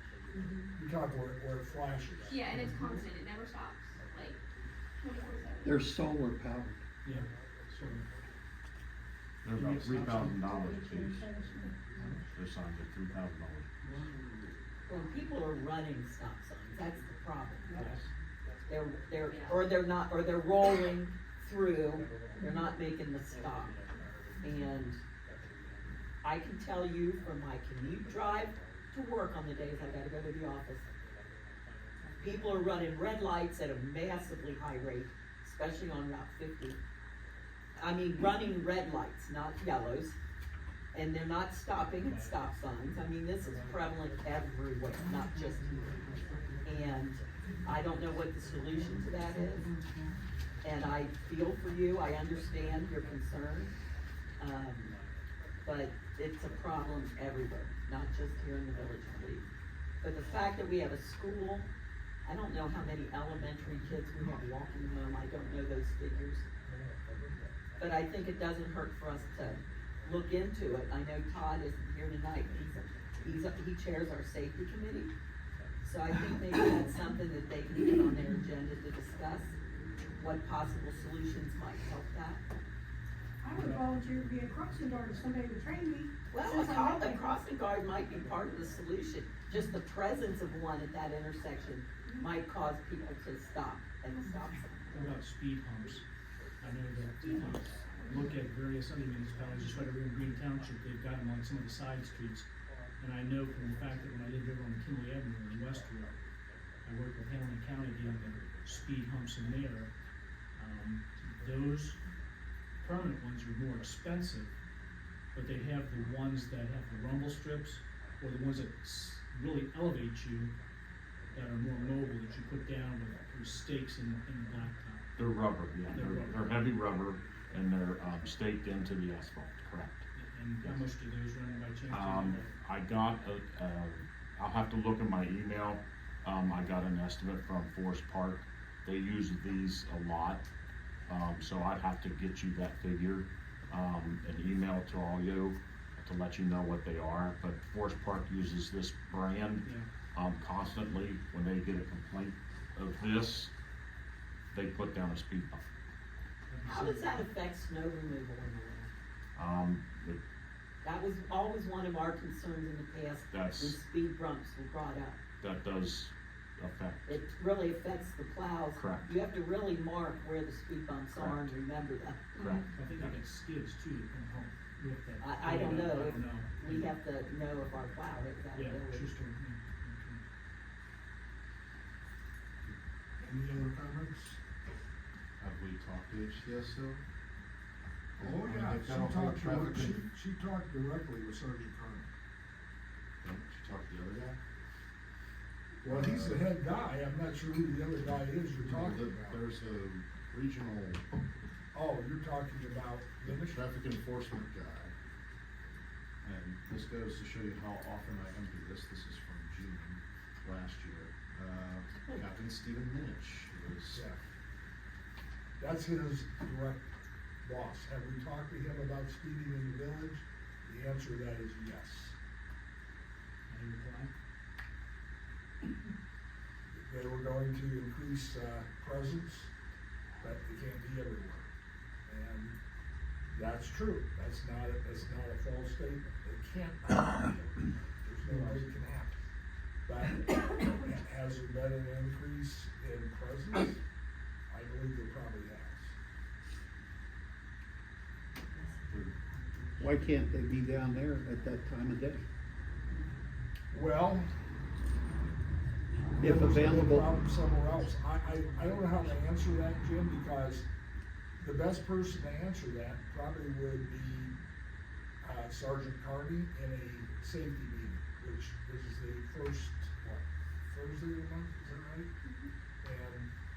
And we can certainly put that on the agenda, and you're more than welcome to attend that meeting also. I think that one begins, the safety, I think, begins at 6:30, doesn't it, Kevin?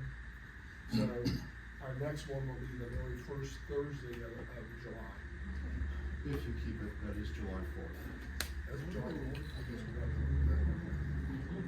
Parks will be canceled if we get to that point. Nobody will show up, huh? Yeah, I think we probably ought to talk with Todd about getting dates for that. And, I'll contact him tomorrow, and I will contact you and let you know when it is. But he's thinking it's gonna be the second Thursday. The second. Yeah, at the last meeting, he's thinking it's gonna be, July 11th. So they've already changed it? I don't know if he's confirmed that with everyone, but that was the date he's thinking of. July 11th. Yes. All right, I will find out for sure if it's July 11th. Are there any other residents who want to speak during the public session? Dale? Can I ask Cindy, you mentioned the total fire department expenditure from proposed for 24, what was that number? For salaries, about Total. 2.6 million, and then it was like 1.4. So the 4 total. million, 4 million? yeah. And what? 4 million? I don't have no internet here, so I can't just, Alright, so we're looking at a, and then I have to get my other computer out. I'm sorry, Cindy. No. I meant to sneak that in, but Cindy, that's salary and benefits, that doesn't include the, and keep in mind, this is We take appropriated a lot out of funds. general funds. Appropriated out of the TIF fund, I believe for this year was 1.5 million. Obviously, we won't spend everything that's appropriated, but I'm just trying to So see about- how about much 5.5 we're million. increasing from this year and next year's proposed budget. Our cost is gonna go up 63%. How much is the overall cost estimated to go up? I don't have that number without having my stuff with me. Okay. But I mean, I don't, if you don't know that number, I don't know how you can do anything. Well, I have it, I'm Okay, just hesitant to throw out a number and be wrong. Right. okay, fair enough. Cause I did ask that, but I can't find where I wrote down what Cindy told me. I did ask what 2024 figures were for Dale, let me give you salaries this. and benefits. If you take Jim's argument that the total percent cost of Cleves is 8%, and you look at what our 411,794 from the front page means, that means this current year would look at about 5,140,000. 5 million, 147,000. okay, so, If you wanna use that as your benchmark, so it looks like a comparable increase from this year and the next, and the subsequent. so we're paying of the $330,000 increase, we're paying 160 of that?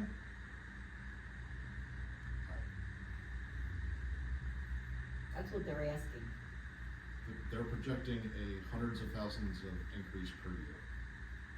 So, which you're saying our money goes toward is cement. You're saying from this year to next year, how much is it gonna increase? We're paying 169,000 more next year anticipated, and I don't know, their total increase is gonna be $330,000 for next year?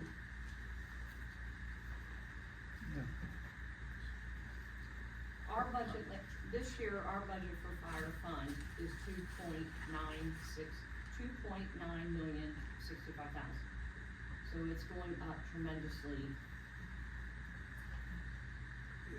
But a lot of this is paid out of the general fund, that's our problem. You know, a lot of their benefits and, Okay. you know, health insurance is all being paid out of general fund. I guess, my question is if their costs are gonna increase by 330,000, and ours are gonna increase by 160 something, or 50. 159. No, 159. ours is gonna increase 1 million. our 3 mills is 300, I'm sorry, where are you looking at? The new mill for Cleves is 159,400. Right, That is, close to 50% of the, we're paying 50% of the increase for the whole fire department. For 1 year. I think We, we're talking about the 5 years. increase is more than three Ours hundred is gonna thousand be for the 1 whole million. fire department. So I think what, They're only talking about the 3 villages, Dale, I think. The 300,000 comes from the 3 villages. Okay. Yeah. yeah. So we don't know at this time what how much it's going up from 24 to 25. Yeah, 2.96, and then what was your number? The total So say fire. 3 million to, in 25, 4.3. So it's going up 1.3 million. Because we're taking a lot of the benefits, we need to start paying it out of the fire fund. Right now, we're taking it out of general And- fund, which you all understand, and it's Because we're killing doing our the same general thing, fund. yeah, we're doing the same thing. and keep in No, mind, general in fund. January, well, December, it was decided that they were gonna move to 30 full-time positions. Because it's just difficult to get part-time people. In our contract, our union contract, we have no control, just went up. Okay. They just approved that. Okay, so I understand that you guys' logic. How much is their total going up from 24 to 25? 1.3 million. Which is what percentage of their overall budget this year? It went from 3 million to 4.3.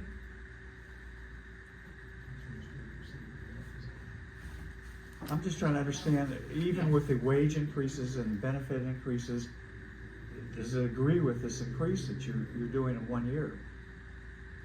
But like, we're taking a lot of the benefits we're paying out of general fund, and we're taking that and paying out of the fire fund, starting in And 25. Dale's looking for that total number. Yeah, that we I don't spend. care where the money comes It from. doesn't matter where the money's coming from. It does, does. here's the only reason why I say it might. If you take a look at their general fund levy, and I'm not trying to defend Miami Township here, but they haven't had an increase in 54 years. So if they go back and they ask for new money, okay, what they're gonna be doing is their levy is gonna be based on new valuation, which will be a significant. You know, you think about what properties were worth 54 years ago to what they are today, it's gonna be a significant increase in funds. Am I And if looking we at- increase that, general fund, that goes all the villages, right, Jim? The 0.46, that's not just a Oh, I do, township. yeah, I do think that's So, correct. I We mean- pay that too. And then you all, that would be a village We don't pay the full amount, we pay a reduced amount to of the the township. 0.46.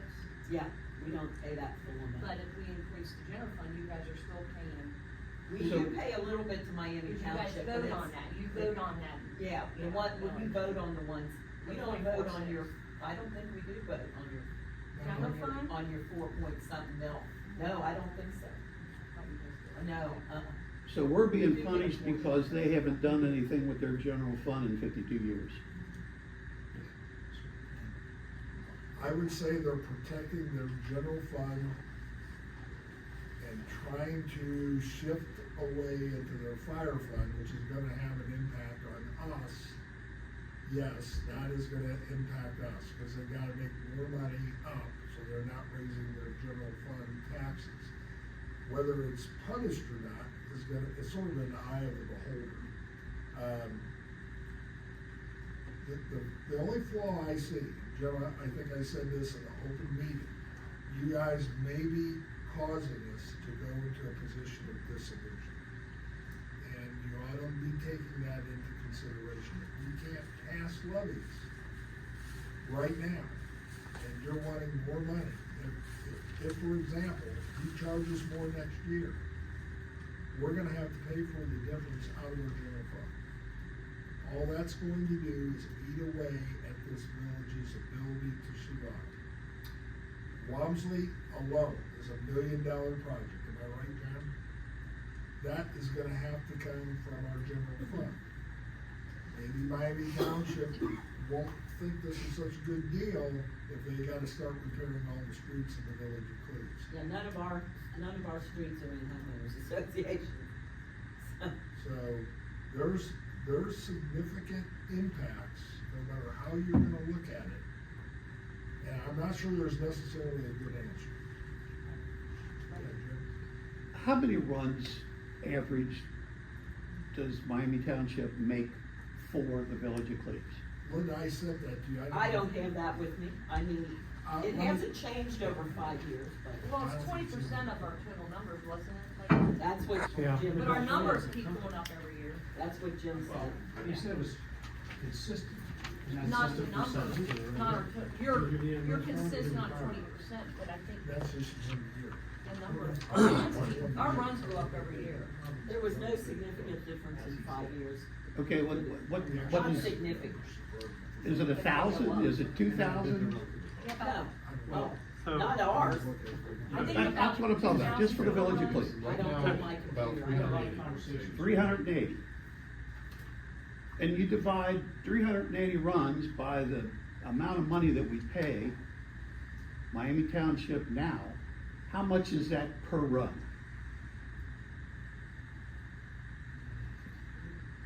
We have to do a lot more checking on the financial aspects of this. We can't Well- answer those questions off the cuff. Okay, but you understand where I'm going with Yeah, this. yeah. They're running it as a business. It is a business. So why can't they take the amount of runs that they make for us in our village, add 35% to whatever that cost is, or whatever they think is a livable increase or profit, and charge the village for that? Well, we looked it up today and did the numbers, and if we didn't do what this, your cost would be 1.1 million because of the run volume you have. Isn't that what we did today? I think we Yeah. How just, can that be? 20, if we're 20% of the runs and their budget is 5 million, then yes, Yeah. we're 1 5 million of the million. cost. Yeah, but that, If it's based on. what are runs we only. paying? What's the village of Cleves paying Miami Township? Right now, Yes. 252,000. Okay, 252,000 divided by, what'd you say, 820? create. It's, the answer you're looking for is $660 per run, Okay. which they bill at 4,000, so. The point is made.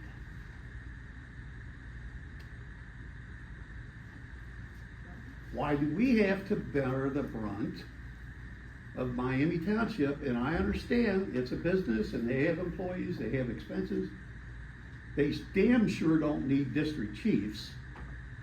They damn sure don't need marshals. They're not that big. They're not the city of Cincinnati. And it may be something in the future, but we don't want to hear that now. That's an expense that the city or the village of Cleves can't absorb. They can't absorb it. So why are we being forced to absorb this potential ridiculous cost for the size of the organization that it is right now? the answer may be not what you want to hear, but if we don't have fire protection, we can't exist as a village at all. I understand that. I'm What not saying, is if they don't provide it, they can say, we're not, I'm wrong on this, but it seems to me if we don't pay, they're not gonna provide. And if they don't provide, we gotta find somebody else to provide fire protection for us. Now, Jim, I know there was a point in time where they were looking at Whitewater Township. You're out there right now as their fiscal officer. Where am I missing? What am I missing? You're not missing anything because when the township came to the village the last time, they came really late in the election cycle. There had to be special meetings held to get the things processed and things, which is why we started early, which is why I think Cindy kind of gave the finance committee a heads up in April of, hey, this is what they're looking at. Yeah, but So- there wasn't any dollar amount attached to it at that point, and quite frankly, there wasn't much discussion on it at that point. Well, I really believe this discussion we had tonight should have happened a long time ago. You guys knew it was coming. Maybe we should have known, but we're relatively new. And I'm still saying to you, everything is based on what can we afford. I understand. So back to the, And if you understand that, those percentages may not be what you want them to be. They may have to be different. that's always open for discussion, but, you know, it's the Board of Trustees' final decision. But let me address the Whitewater Okay? thing. Mayor Myers, Mike Rahal were not happy with the timing and the request, just basically the same thing that we're hearing tonight. So, Mike Rahal said to me, what do you think Whitewater would say if we wanted to contract with them? And my answer to him was, I think they would say we work too much together to take part of their district, we don't wanna go there. And he said, are you sure? And I said, it's just my thought on where it might be. So he said, well, go ask your chief.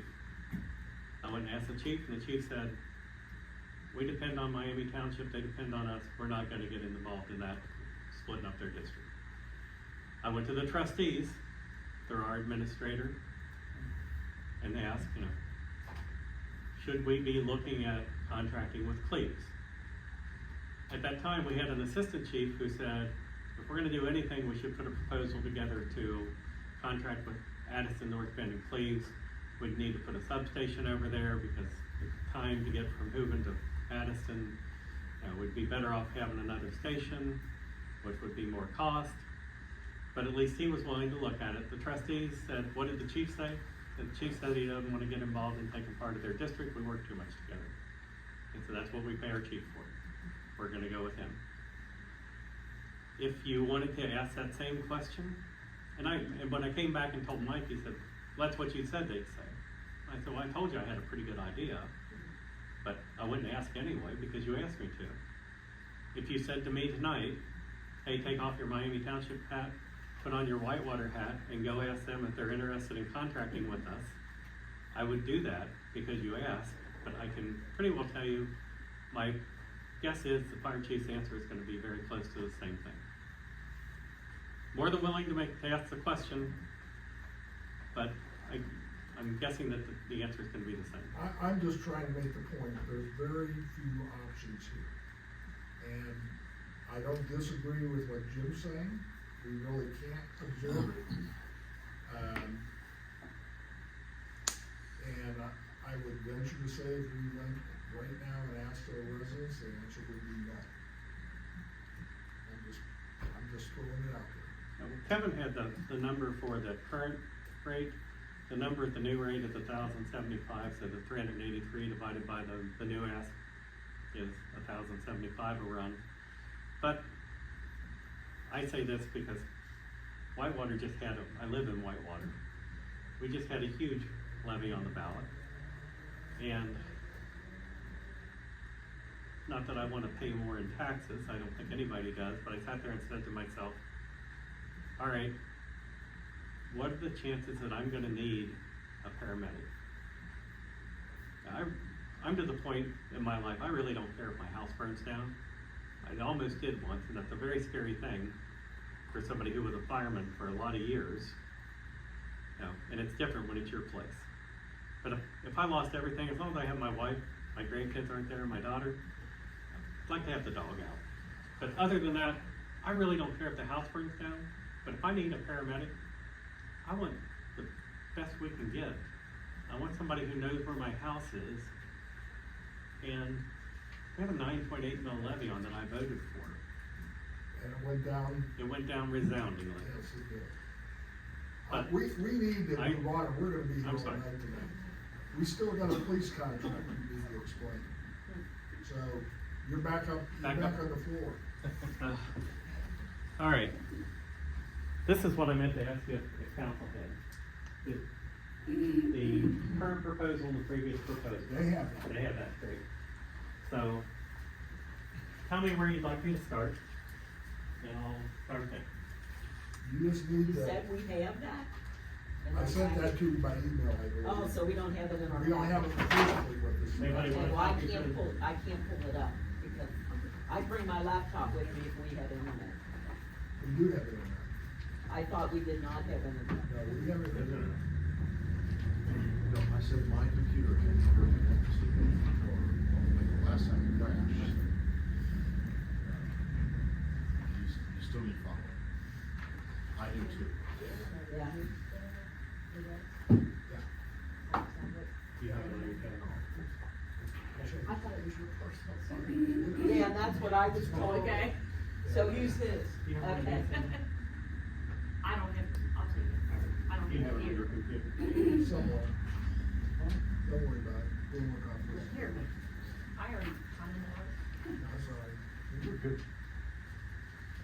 Jim, I'm just standing because my knees are gonna fall off here in a second, so. That's okay, I'm leaning because my back's killing me. Is it being recorded, or can I say that my wife's overworking me? It's being recorded. Being All right. recorded. I don't think Unless that's my how you phone ask was them. died. I would not have an objection, Jim, if you would like to sit down. Why don't you sit down? If you don't mind. Not at all. If you sit right there in between Don and, John. Yeah. There you go, we can see you and the camera will probably pick you up. Thank It's you. been auxiliary battery. So, you've already heard that Miami Township is asking for a 3.5 mil renewal and an additional 3 mils for our fire chief. With the proposed, the previously proposed Hamilton County Sheriff's contract, which the village has already signed on to, are, in essence, what they're saying they're gonna provide is 3 cars. The sheriff is gonna provide 3 cars, but in 2024, Miami Township, North Bend, and Cleves are only gonna pay for the cost of 1.5. Excuse me. 2024, we were gonna pay for 1.5. Did I do? 36%? Oh, I may have copied the same thing twice. So, you may not have the correct information. It's on both sides. Yeah, but he It's the says same it's thing the on same both thing sides. on both sides. Oh, So, all right, let's work a little bit from my memory. We were gonna pay for 1.5 and 2, then 2.5 and 3, as we went along. Mike Robison and I went to the county administration, we bypassed the sheriff's department in this, which probably didn't make them happy. And we said, we feel like the 3 cars is an arbitrary number that the sheriff picked, along with the rabbit out of the hat. Previously, Miami Township was covered with 1 car and an 8-hour power car 40 hours a week. That covered Miami Township and North Bend. So we said, where's the justification for the 3 cars? Well, that's what the sheriff said we need. And we said, well, and here's our problem. There's no mechanism in there to review that. And we're stuck going to our residents and saying, we need more money for our fire department. If we're gonna go with this contract, we've gotta ask for more money for, we have a small police levy on now. And we've gotta ask for an additional amount there. If we go in and ask for 2 levies, renewals and addition, there's a good chance that none of it's gonna pass. And then we can't pay you when we can't provide fire service. So you gotta work with us. So what we worked out was stretching out that phase-in of the amount that we paid for. So instead of 1.5, 1.752, it went 1.5, 1.5, 1.75, 1.75, 2, and 2. The county can only do 3-year contracts, they tell us. That gets us through 2 contract periods. And the agreement is, at the end of that 2 periods, We will look at the calls for service, we'll look at the need for the cars, and we'll reevaluate. Do we really need to pay for 3 cars? Can we get by paying for 2? Can we get by paying for 2 in a power car? Do we need 4? Maybe we need 4. Who knows? But the contract would at least allow us to continue on to pay for those 3 cars. So they were willing to spread this out to get the deal done. It helps us with not having to ask the residents for additional money right now. We can probably fund this, I think, Cindy said 327 without having to ask for additional money for the police levy. So they were good enough to make this offer. One of the side benefits of that is it reduced the amount that the village would pay, the village of Cleves would pay, along with North Bend. So, but they wanted to keep the numbers the same for everybody. So it would actually be a reduction in the amount that the village of Cleves would pay each year over the next 6 years. So I thought you said you could only do a 3-year contract. they can, but in this agreement, we're basically saying, we'll do this for 3 years, we'll do this next bunch for 3 years, then we're gonna reevaluate. Well, they can only put it in writing for 3. We're saying that we're willing to make this agreement, the next 3 years we'll do this. And are they saying they're willing to do it as well, but it won't be in writing? It won't be in writing, but we will have their proposal in writing. And I can tell you, if I was sure that Jeff Aludo, the county administrator, and Lisa Webb, the assistant administrator, were gonna be there at the end of 6 years, I'd have no problem signing it for 6 years, if they could do it. Well, they can't do it. But I don't know how long Jeff's gonna work, I don't know whether Lisa will be there, we don't know who the 3 people in the county commissioner's office down the hall from them is gonna be in 6 years. So, we have to be careful with this. Are we paying for 3 cars right now for the township wide? Not just what Cleves is. Is the contract right now covering 3 24/7 cars? No, right now we're paying for 1 24-hour car at the township, excuse me, and the village is paying for 12 hours, but supposed to be receiving a 24-hour car. That's not happening. So, I'm just telling you what the agreement was. I can tell you the phone call I got the other night at home from somebody who came over here because of a road rage issue. This is 8 o'clock in the evening. They rang the bell. They couldn't get anybody to respond. They called the 825 number out there. The actual situation started over here at Fern Bank and ended all the way through Cleves. It was a road rage issue. Still have the message on my recorder, all the way out to suspension. All right, he circled back and came here. When he called, they said, you need to talk to District 1. Well, he didn't call District 1. My number was out there on the front window. He wound up calling me. I called the sheriff's department, explained the situation, gave him the name and the phone number. And he was still standing there. And he goes, hey, there's somebody who just went out the back door. So they didn't answer. They went out the back door. And I'm not positive on this, but my guess is that she got in her car and came around to the front. So they can say whatever they want to say. Jim, you sat in the meetings back in 2020. You can remember as well as I can remember, and everybody here, including these members on council, heard that the sheriff's department was going to cite into our mayor's court. He promised that was gonna happen. And it didn't happen. Am I right or am I wrong? You're absolutely correct. So, I'm a little suspect of things that are said and not put into writing. Well, the 3 cars and the amounts for the first 3 years will be put into writing. So you're saying in 2025, you're telling me that in 2025, they're not gonna come back and say, well, or the township trustees aren't gonna say, oh, we're convinced now, and we need to have 3 cars, I'm concerned about that.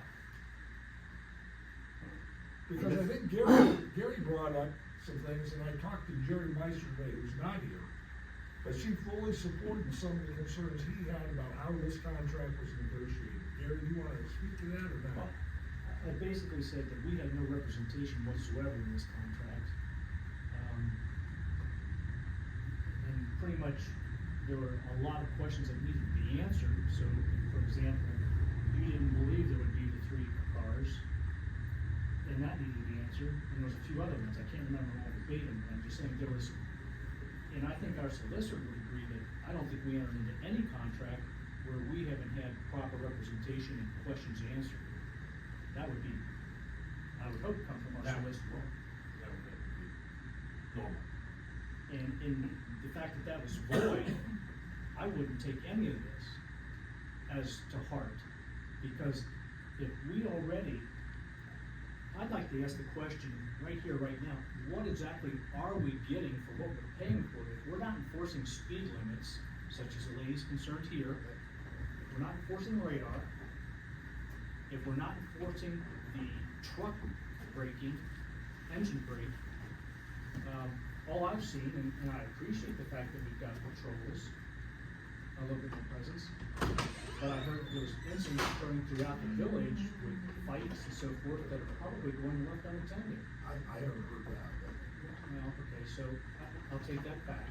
That, I heard that from one person, but I can't validate that. But the point being is if people are making phone calls here and nobody's answering, then what are we getting? I will tell you what I understand, we've got 1 full-time car from 6 AM to 6 PM. The other car that we're supposedly having for the 24-hour service is that we've got a dedicated car that Cleves number 6 or number 9 or whatever the car number is. The other car that comes in from 6 PM till 6 AM in the next morning is one that floats around between Miami Township, Addiston, North Bend, or wherever, and comes in periodically or if they're called in. So I would be very suspect to say, are those 3 cars? And Nothing's totaling 3 cars by my number. well, I'm confused at that. Yeah, I have a quick question, and again, I'm going off here. If I look at what's in the green, you're saying in 2024, our costs are $4,680. I don't know if that's correct. I think our costs are more like $280 right now. Is that what our The cost at the top, excuse me, that is what the cost would be if you were paying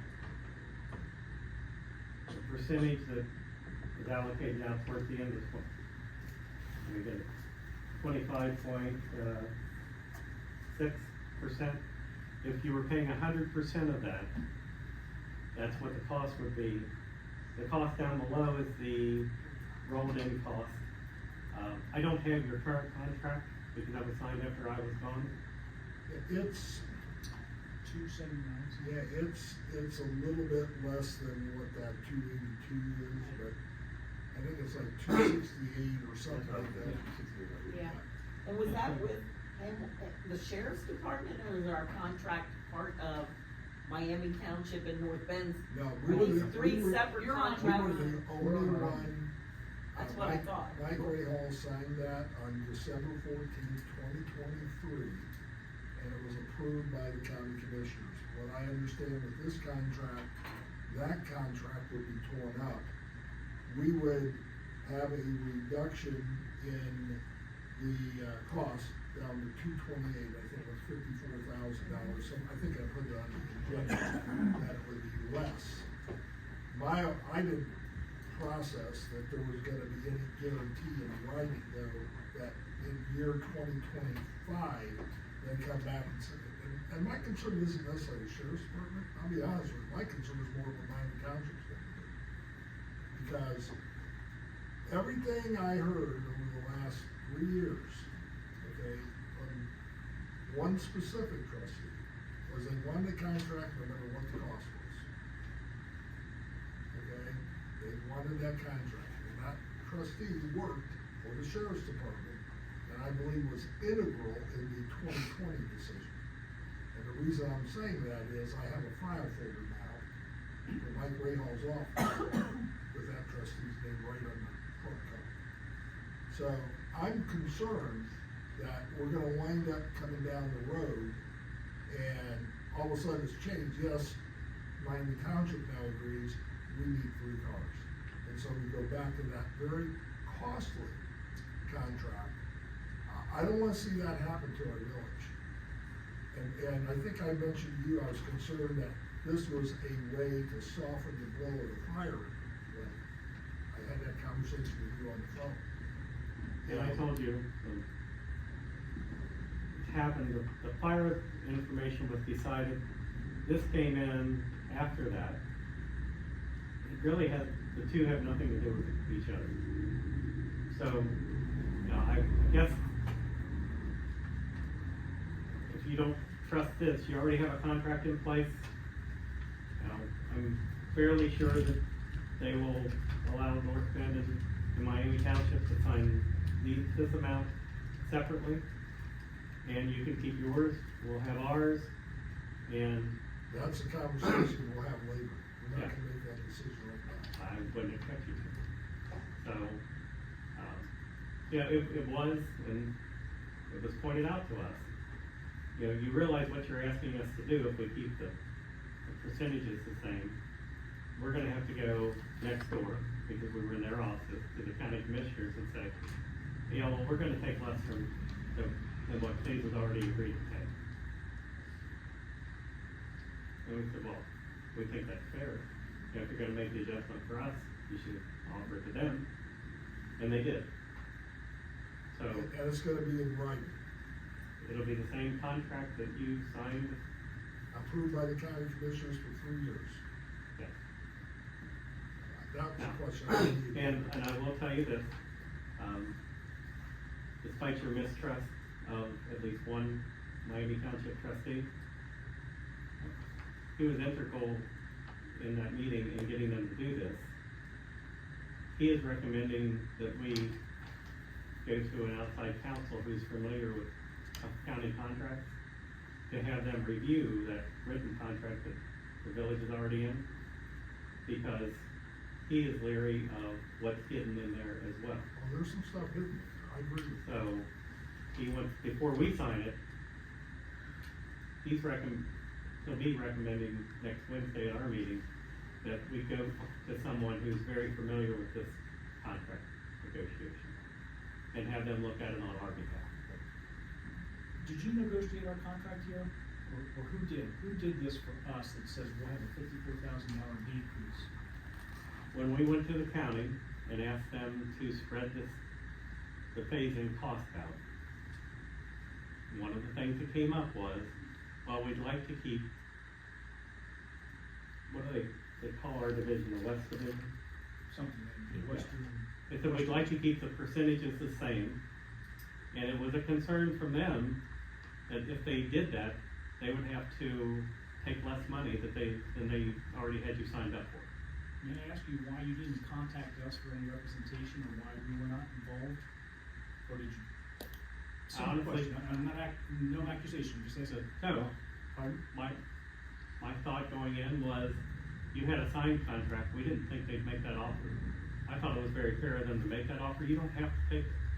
I realize that, my Yeah, point being but- is that I would have thought we would extend some token there to at least say, hey, we'll come with you to help kind of answer some of these questions that came up originally. And then say to them, our municipal building's being used relatively, what, free of expense? Yeah, we're paying. But that's our contract, I it's understand that, separate. but what I'm. Well, it's not in the contract. It's not in the contract. No. I'd like for them, I mean, we provide cleaning services, we provide copier services, we provide gas and electric, and then they park all their cars out there. It looks good for whatever reasons, but it's actually saving them some money. Right, but you went into your meeting with Miami Township and North Bend to talk to them, correct? We went in and were negotiating on behalf of Miami Township. Miami, okay. They- And the Cleves thing came up they as a said- separate issue, cause they have a signed contract with us Well, already, what they said That's to us why we was, didn't bring them. we Wasn't would, expecting it. we would like to keep that district percentages the same moving forward. And that's when they said to us, you realize, and you're then asking us to take less employees that already signed up. We said, yes, I didn't think it would be a big deal if they reduced your payment. But we didn't go there to negotiate on your behalf, we went there to negotiate on Miami Township's behalf. Is this a signed done deal? No, So this is just basic discussion. yeah, and as I said, at least one trustee is gonna recommend that we seek experienced counsel to go through that contract because he's leery. And as the mayor said, he used to work there, so, you know, he knows what to be leery of, I think.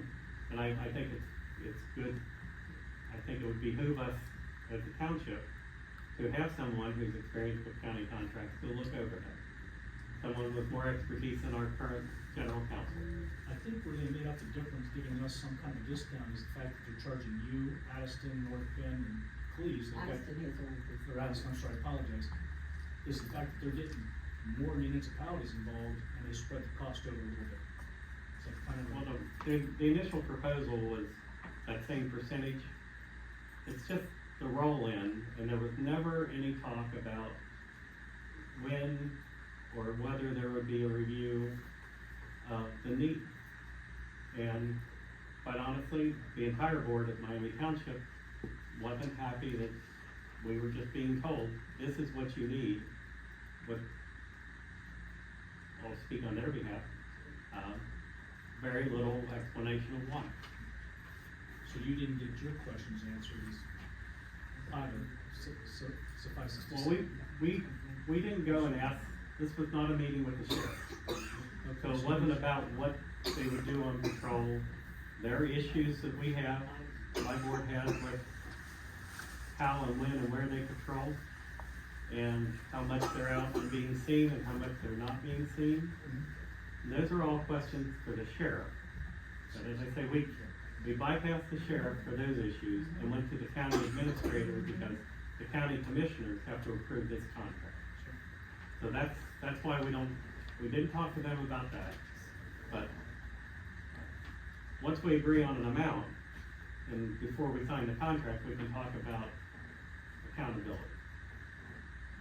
And I think we talked about accountability first and kind of put that into the Oh, contract, so we know for sure there'll be some way to enforce that. Yeah, I'd rather them say, yes, well, they've said, we'll do this amount. So now, we look at the contract and maybe we figure a way to write in some accountability in there. That's always me, you know, I always want something that's measurable. When do we have to have a decision? Oh, no time soon. The trustees haven't even discussed this at a meeting. What we did is we invited Mayor Burkholz, Mayor Mears, Mayor Sammons to a meeting to say, hey, here's what they offer. Now, and we invited Addiston because we wanted them to, they're part of our community. We wanted them to know what their options were. So, I think it was pertinent to ask Addiston to be here so they had the option. I think they're gonna stick with their police department and, you know, certainly I think everybody in that room wish them the best with that and hope that they can succeed.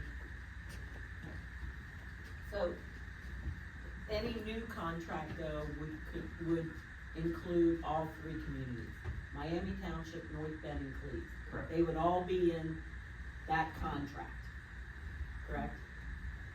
Or I think they would all sign that contract individually, but it would be the same contract. Right. Because one of those little hidden things that,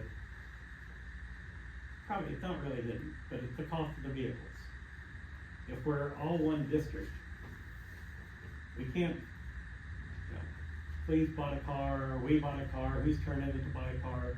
Those costs need to be split up by the percentage. So we can't insure part of a car. You can't insure part of our car, we can't insure part of yours, so they've got to provide that insurance. So there's a whole lot of little devils in the details that need worked out. And those are things that, you know, once we have a consensus on the amounts and the roll-in, for this period is acceptable. Then we go to work on the details. That's when we all gotta go and negotiate with them, or more likely, Mr. Merkel and our attorney and, whoever, cannot remember the gentleman's name, at North Bend. Are you talking about Scott, Mr. Sullivan? Scott, yeah, geez. So, cause I almost said Bill Dieters because his son used to be our attorney at Whitewater. He's North College Hills. So, but anyway, that's when we go in and we talk about those details. And it gives you a chance to revisit it at that time and raise your concerns, I would think. I trust your authority on taking that up with our solicitor and asking appropriate questions and informing counsel. I think that's down the road, but I think we need to talk more about this whole thing. And we may come out of an executive session here later tonight to vote on that. I don't know. We'll just have to wait and see. I don't feel like it, I don't expect Miami Township to make a decision on this for a couple months.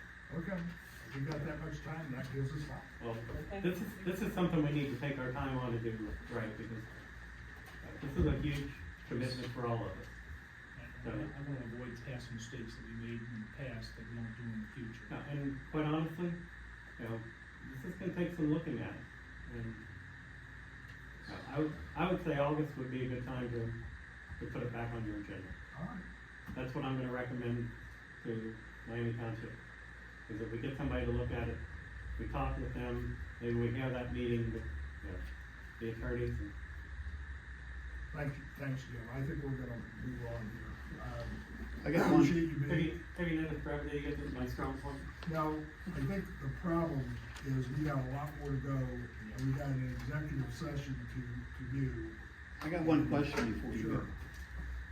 I think Gary answered this in part, but I was going to ask the question.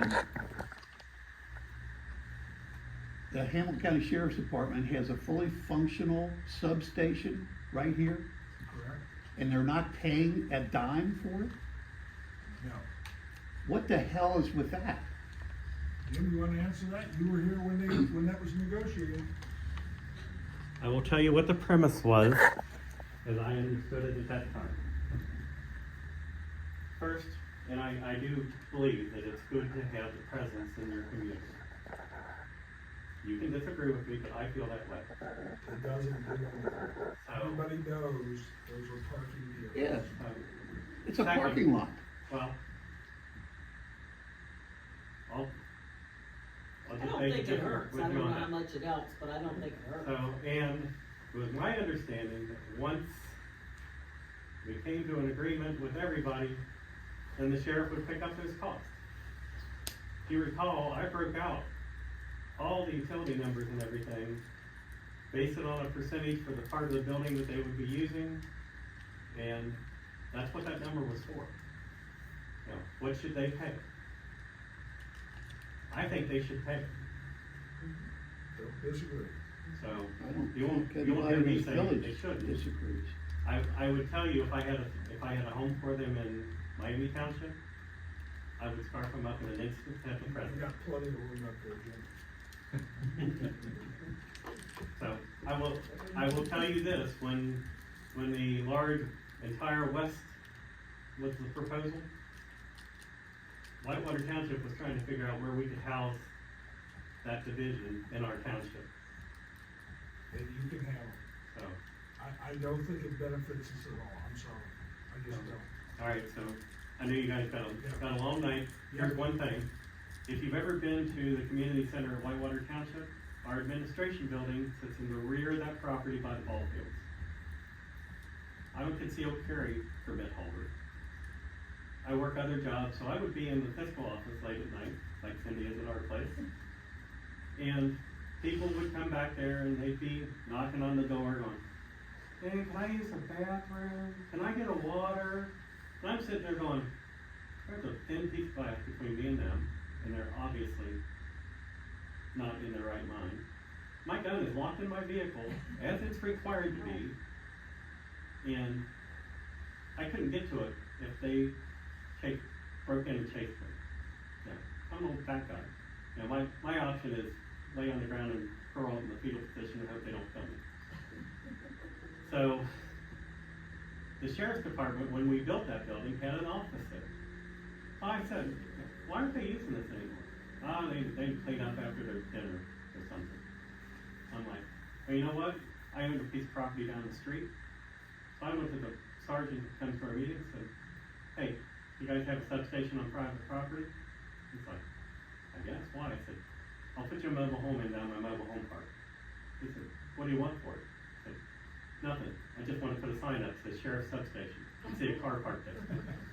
Well, they started using when the trustees found out I made that offer, they were like, well, wait a minute, why aren't they using our building? They started coming back there. Nobody comes back there at night anymore because there's a car back there a couple times a night. They come in, they use our copier, they use our refrigerator. We have the presents, they come in when I'm there, they say hi, do their work, fill out their paperwork. I find it beneficial to have them there. You have a good opinion there, Jim. Thank you. Thanks for your help. I agree with you, by the way. I may be the only one. That's all right. I don't say think you it had to hurts. agree, I just want to give you I one. don't know how much it helps, but I don't think it hurts. Good night, everyone. Thanks, Jim. I'm gonna try to be as quick and as brief as I can, as on my mayor's report. Those of you that don't know, we are in the process of trying to sort of straighten out our stormwater, plan. I had a self-imposed, deadline of the 12th of June. There have been numerous meetings. Unfortunately, getting all the documents that I need to actually complete a report has been a challenge. So in your package today, I'm not gonna read this, but I've got an email I sent up to the EPA today. Rob and I talked about it before I did it. I wanted to make sure they understood that we had not completed it. There is one thing I do wanna tell the council about, and that's the Morgan Creek ditch. And, John and I met yesterday with, Aaron Winkhausen, and that wasn't the only thing we talked about, but we talked about that particular project. We do have permission from the Corps of Engineers to clean it out. I talked to Jerry Meister about it today on the phone.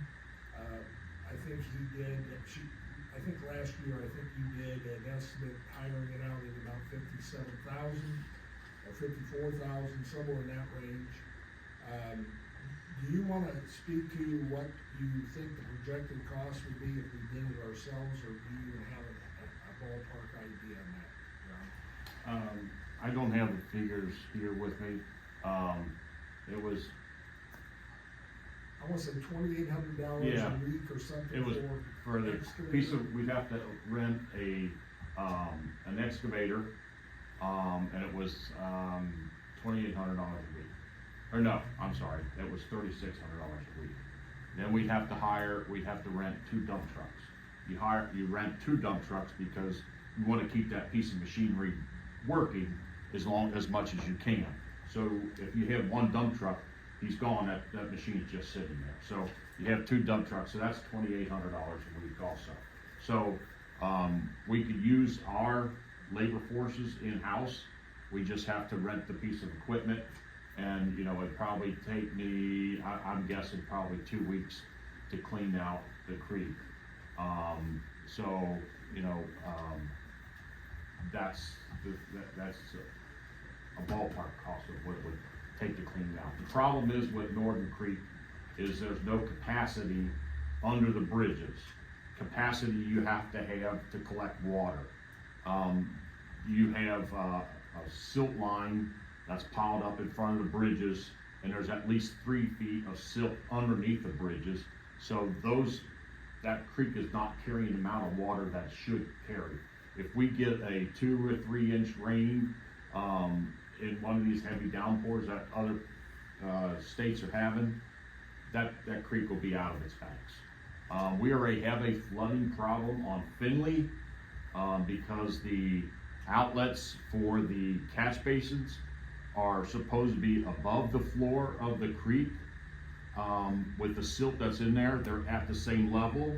So the water from Finley can't make it down, it backs up into the street because the head pressure in the creek is greater than what's coming out of those catch basins. So Finley already is flooding when we have a heavy rain.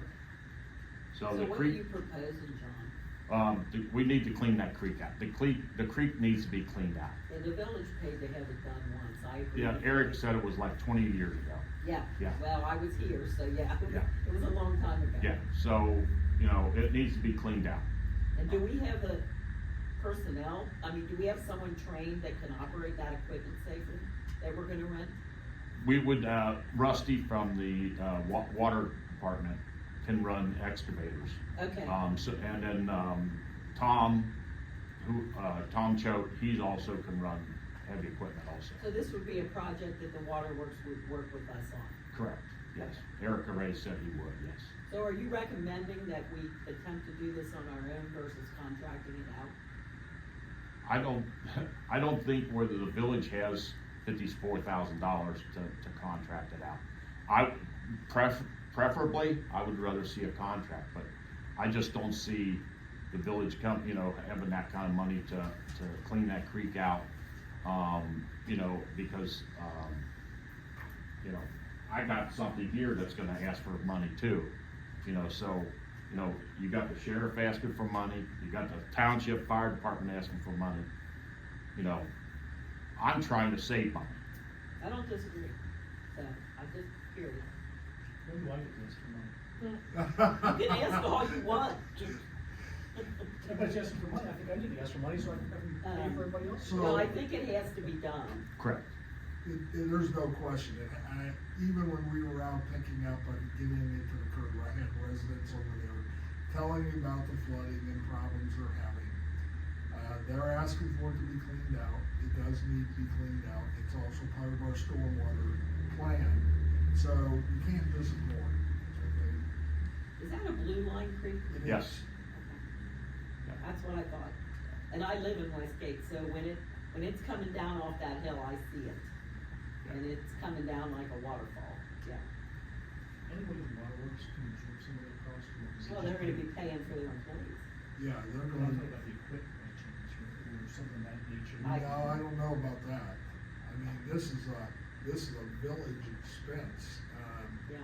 The fact that they're partnering with us with the labor Is enough. should be more than sufficient. I just didn't, I mean, I probably knew the answer, but I didn't think we heard the answer. Yeah, Eric was very willing to help. And the first question I asked, is this legal? And the answer was yes, but it's legal. And, so I think that's something that we need to look at. I didn't come prepared with any type of recommendation yet, because I think we've got some things to work out as far as costs. We gotta sort of calculate the amount of, silt we're gonna take out. We gotta find a place to dump it, what that cost is gonna be, so there's some things we need to work out first. But we're in the process of doing that. So I just wanna let you know, I did not get it finished, but we have made progress. If you read through here, Jeff, saw what I wrote, and he said, well, they can see we haven't been sitting idly by, and we haven't. I will let you know that John is gonna have to go for training, at least 2 certifications he's going to operate our stormwater. So those costs are gonna be right around $1,000 for the 2 trainings. And he will have certifications, which we need to do. I've also met with NPDS, I forget how you say it, but Pro, which is a software company. I got one more meeting, John will be in on that meeting.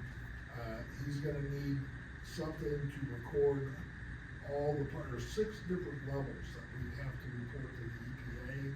So if he has that available to him, he'll be able to type whatever information he needs to be in. We gotta track all our educational materials and things we do, so that when we are ready to file next April's report, he just has to push the button, the report is done, and it's sent off to the EPA.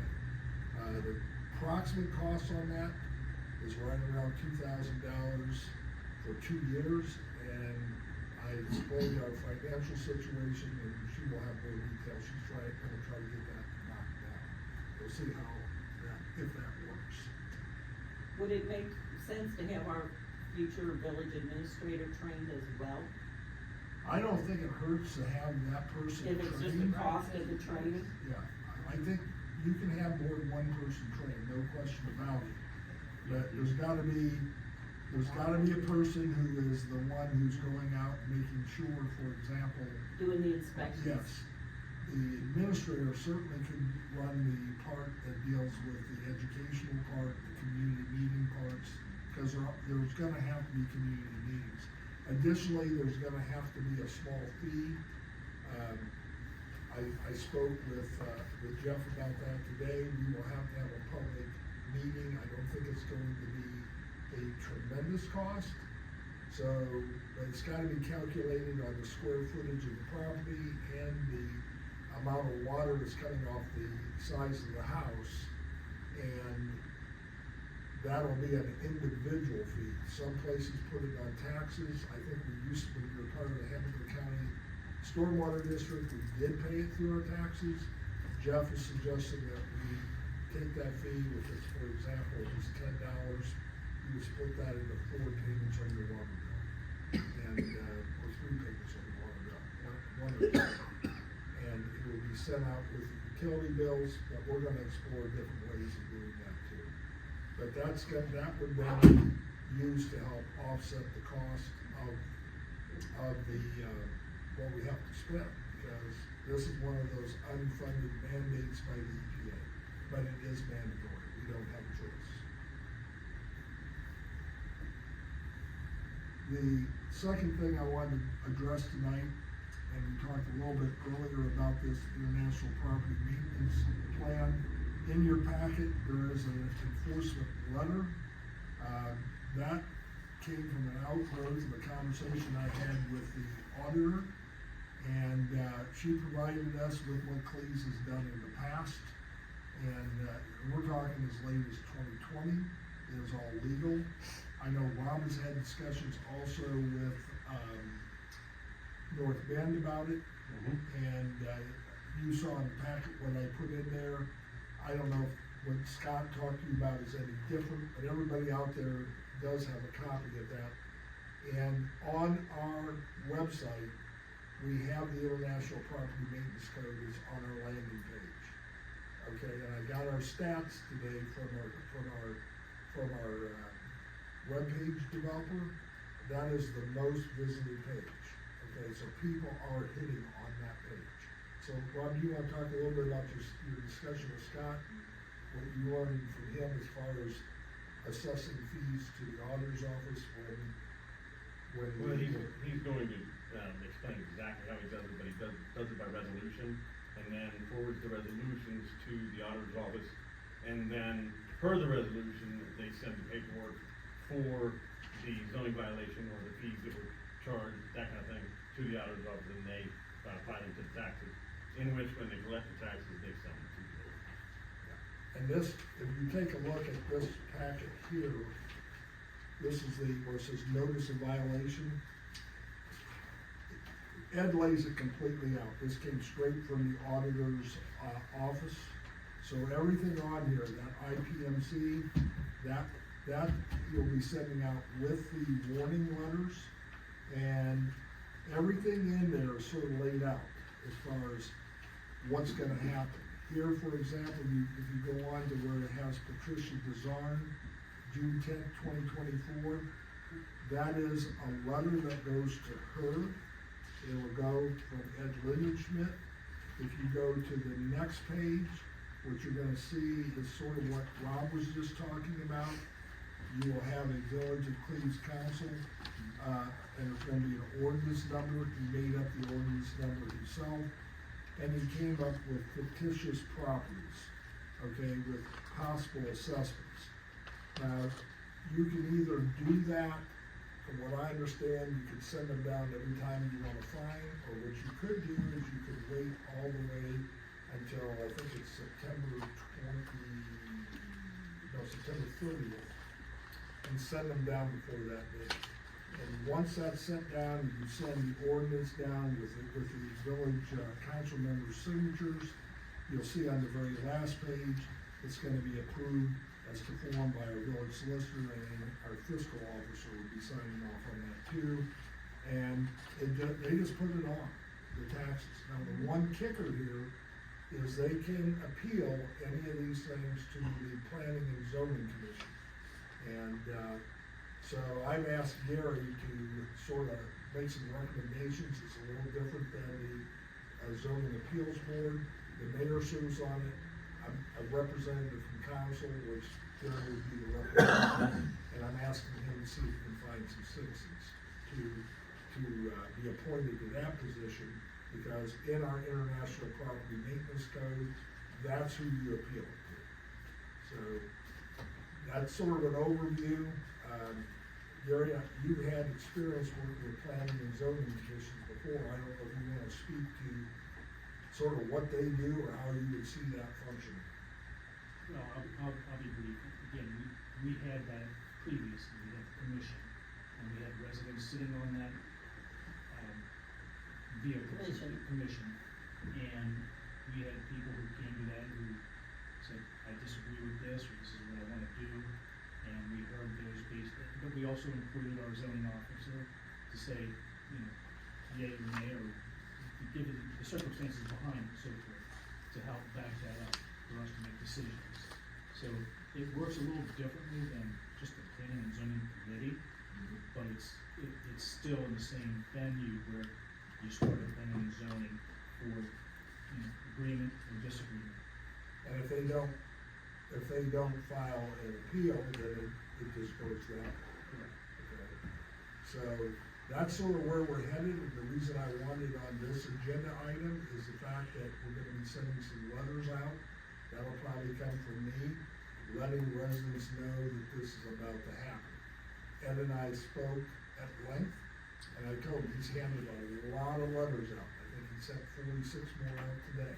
So, Yeah, so I told him, I said, I don't want you just dropping it cold turkey on me. I said, you may have already filed some of these things, maybe this is what the 46 he was talking about, it was, like, I gotta see that. But he's been doing this for months, you know, and I said, so you gotta give those people that you have warned previously, they gotta know it's coming. You can't just hit them with a fine right off the bat, and he's okay with that. But we are gonna start issuing those, the people aren't cutting their grass, but it's not just grass, there's other issues that he has to deal with. And he and I will be meeting on Tuesday morning again to talk more about this. But, I just wanted to let you guys know that this is coming. And, if you haven't noticed, I think on the whole, our downtown area is looking a lot better than what it's looked in a long time. is there a way, rather than send out a notice via the mail, I thought we could put on your water? You can do it that way too. Right. It's not gonna go out, unfortunately, there's cycles how they send that out, but we can do it a couple ways. One is we can do it through our notification system here, that we have within our website. There are quite a few people who have signed up. We might be able to, I gotta think about it. Something this important should be mailed to every resident I agree. and every property owner, because we have a lot of rental property and the owners need to be made aware as well. And whatever the postage cost is, send the letter. We can mail it the same way we mailed the thing about kick it to the curb and that. There you go. That only ran us, I think, And that shows an effort on our part Yeah. to inform our residents. yeah, I think it was maybe like $400. It's not real expensive. No. No. So I don't have a problem doing that. We can do it in multiple ways, but I agree with you, Linda. That sort of leads us to our solicitor's report, and we're gonna be talking about the selling of surplus weapons. Before he gets into that, I wanted to make a comment. I talked with Jerry Meister today on the phone about this, because she sent an email, you may have all gotten it. She does not want to open this up to the public. She has a rationale behind it. The rationale is she is concerned that she wants to make sure there's no opportunity for anybody to get a hold of a Cleves police that was once owned by the Cleves Police that might be ever used in a shooting, like a school shooting or I something agree with like her that. 100%. And she also felt that if we opened it up to hitters, because that was one, and I think Jim, also you, she is concerned that there are other gun dealers that are in the village that will wanna bid on it, and she said, I don't think we can just restrict it to them, we'd have to open it up to many other bidders. And Todd Williams texted me today, he is the chair of the committee, and he is adamantly opposed of going anywhere else either. And Rob, you may have had some discussions with him too, I know you had one, I don't think it was on that topic, but you might wanna tell everybody here how this all came about as far as the sheriff's offer and how we wound up with the ordinance you're going to. He asked me to assist in getting an ordinance and resolution put together for property other than the guns, also from the police department. I looked at his spreadsheet from the sheriff's office, and the sheriff's office really was offering pennies on the dollar for the guns. And I said, Ames is law enforcement, tactical, military place that trades law enforcement guns. I mean, they could probably have 6, 7 different models right now. They're very instrumental in that field. I said, I can get prices from them if you'd like, to see if they are better than the sheriff's office. And the difference between what the sheriff's office was offering and for the tasers and the firearms, I think there's a couple $1,000s difference in what Ames offers. And if they sell the taser cartridges to the sheriff's office, they'll be 1,000 above what Ames would offer for those, and then sell the radios to the sheriff's office. So be able to split the property between the two entities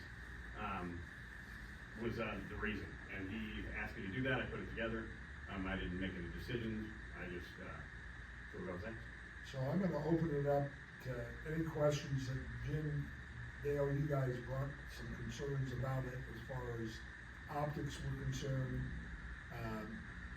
If there's a more explanation you need, I'll be glad to try to explain it and let council members respond. Well, Jerry's rationale is, I understand, and I understand Linda's, but in all due respect, if they go to the sheriff's office or they go to Ames, they wind up on gun store shelves.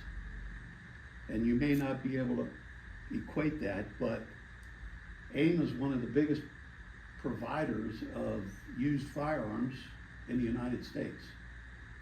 I can call Ames tomorrow morning and buy guns from police departments that they take trade-ins from and buy their old stuff and put them on a shelf. And it's the same way with the Hamilton County Sheriff's Department. I don't know if they deal with Ames or who they deal with. They might deal with Southern Ohio Gun, I don't know. But when they trade guns in to get new guns, those used guns go on the market through an FFL dealer. And anybody that buys them, if you're a gun store, you buy them, they're logged into your books, and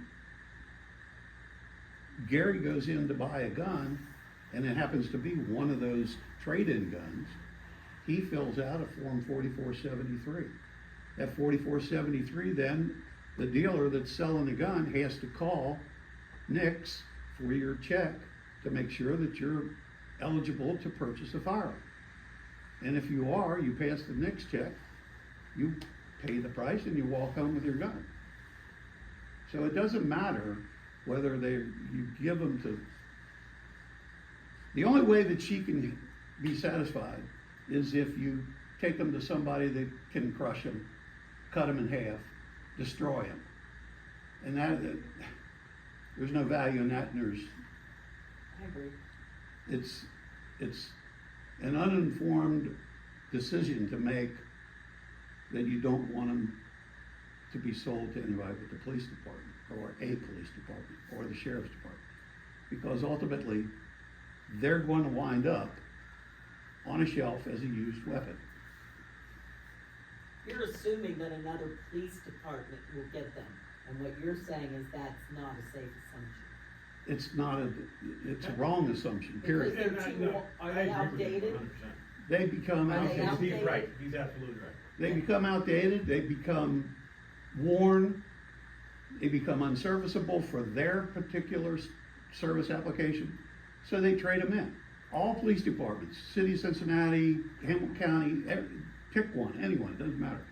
They have a service life that they abide by, and it may be 2 years, it may be 3 years, whatever it is, and at the end of that 3 years, they trade them in, and they get all new weapons. And like Ames probably gives them $35 a piece on trade-in against new weapons. Or they might decide that they've been using Smith & Wesson and somebody got a cousin that works for Sig Sauer, and they decide that we need to change from Smith & Wesson to Sig Sauer, so they trade all their Smith & Wessons in and get all Sig 226s. But they still go to an FFL dealer who then sells them to gun stores as used weapons. And they go out on the FFL license, they go from that license to the store license, to the buyer's 4473, and he has to pass the next check. That makes a lot of sense. I made assumptions, Well, as Jerry did. yeah, and That it's, it would go to another police department where we would feel safer in the hands of another police department. right, and But these gun dealers, people are getting background checks and whatever to buy guns, right? every gun dealer Yeah. has to do a background check. In my career in law enforcement, I carried before I retired, I carried 5 different firearms in 20 plus years. So we trade them in, get the new generation Glock or switch to something with the red dot, and there is turnover. And they do go and they're on the shelf. And you can look at Ames and, I got 2 guns, they're both law enforcement trade-ins from Ames. One's a, P226, SIG. And then, I got a, what's it called, 40 caliber, because everybody's getting away from them, M&P. And then, you can, I bought a $230. That makes sense to me. That's the bottom line, the truth of the whole matter As is. long as you have an FFL, they're a person that can facilitate the sale or purchase it that way. You know, I can appreciate people being concerned about someone getting hurt with these guns and the moral part of that. But if you accept what you're hearing from 2 different people who are knowledgeable, you have to make a decision. You have an obligation to the village to get the best price you can, not to just accept things that aren't necessary. I A agree. feel-good thing. You got to make the best money, and if you don't, then you're not doing what's right for the village. So the question I have is, he has ordinances. You know, I do believe in the committee system. I also believe that we need to be as transparent as we can be and not unintentionally, send the wrong message to our business district and to our residents. We could table this, talk about it at the next safety meeting, and not take action on it tonight, or Rob could go through and present the ordinances he has. Well, we can, the police radio do. The original way I wrote the resolution, or the ordinance for the firearms, was a business or a person that possesses an FFL. I switched it because I was told to, but that was my purpose, was use the FFL. Because you gotta be able to facilitate the sale or. Exactly, they have to be logged in. Yeah. I understand. Can we table this and Yeah, Jerry we can and Todd are here to hear yeah. that, to ease their mind? Yeah. I would hate to make a judgment or a motion without them first hearing. And I can the- change peace of this mind. just a little bit to, table it and then speak about doing it, or whatever, it's not, I mean, cause that's what it was originally. Okay. So, I mean, next council meeting, but I can table it for now. Is everybody in agreement we table it? Yes. Okay. And that's what we're gonna do. Committee reports. Actually, no. Sorry, John, you're next. Hey, it is 10:10. Can we take a quick break? 5 minutes? Yeah. I'll make a motion to take a 5-minute break. 5-minute break? Well, a couple anyway, just. Do we need to Yeah, vote you're on Jim. this, or is it? Okay. Probably. Jets in the car. I'm gonna go out and smoke, but I wanted to catch Aaron a second. You guys, you're going out to smoke. These are killing me. I'm too old to sit there for 3 hours and not move.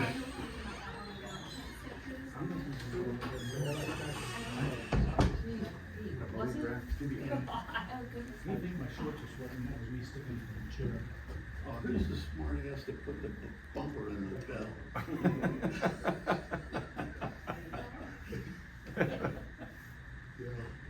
It's hard on me because I've Oh, sat you're on in both all, sides. right, well, it's hard because I've been in all of our finance meetings and I know, and this is the first time you guys are hearing this, so Yeah. it's just, yeah, I know it's hard.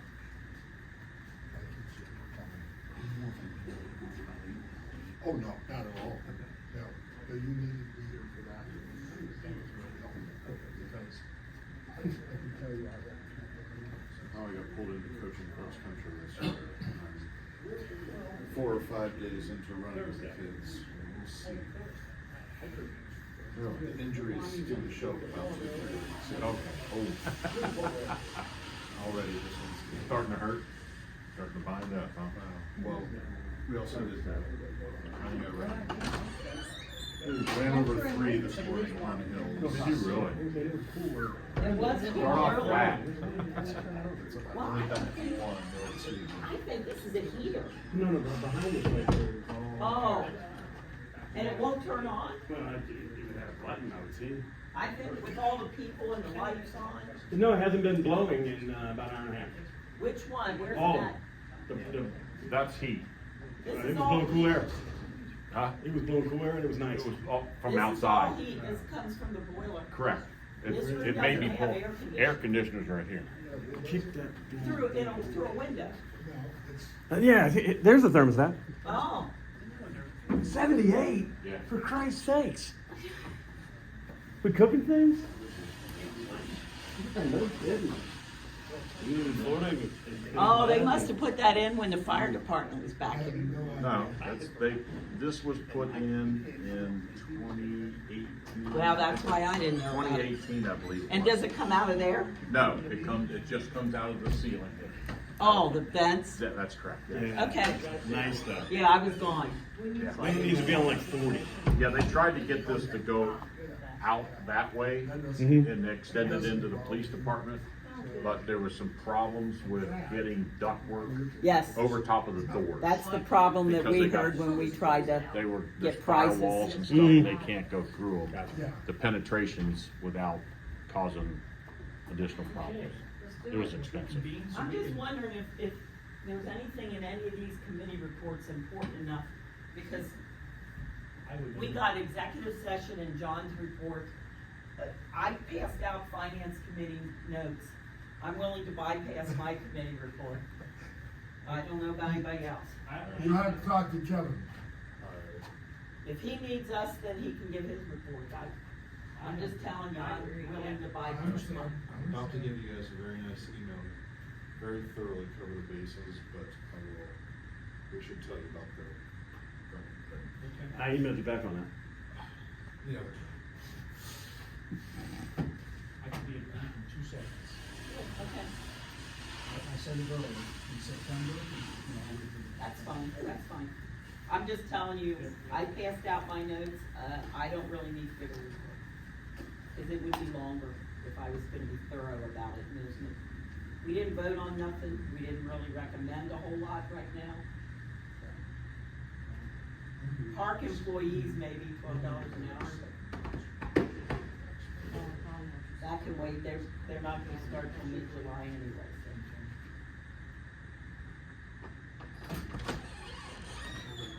We're gonna be here past 11. We have an executive session.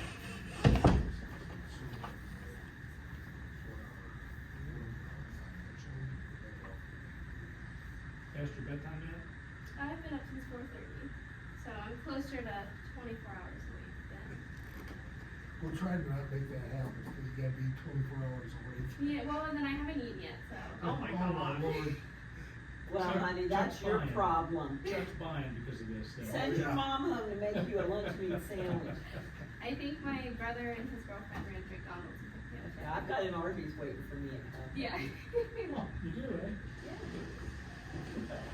Wow, you got. By the way, this contract here, we're taking no action, I'm sorry, Jeff, I wanted you guys to read what, I don't think we should go into another $10,000 contract, is what I'm trying to say. So, this is just for you to read through,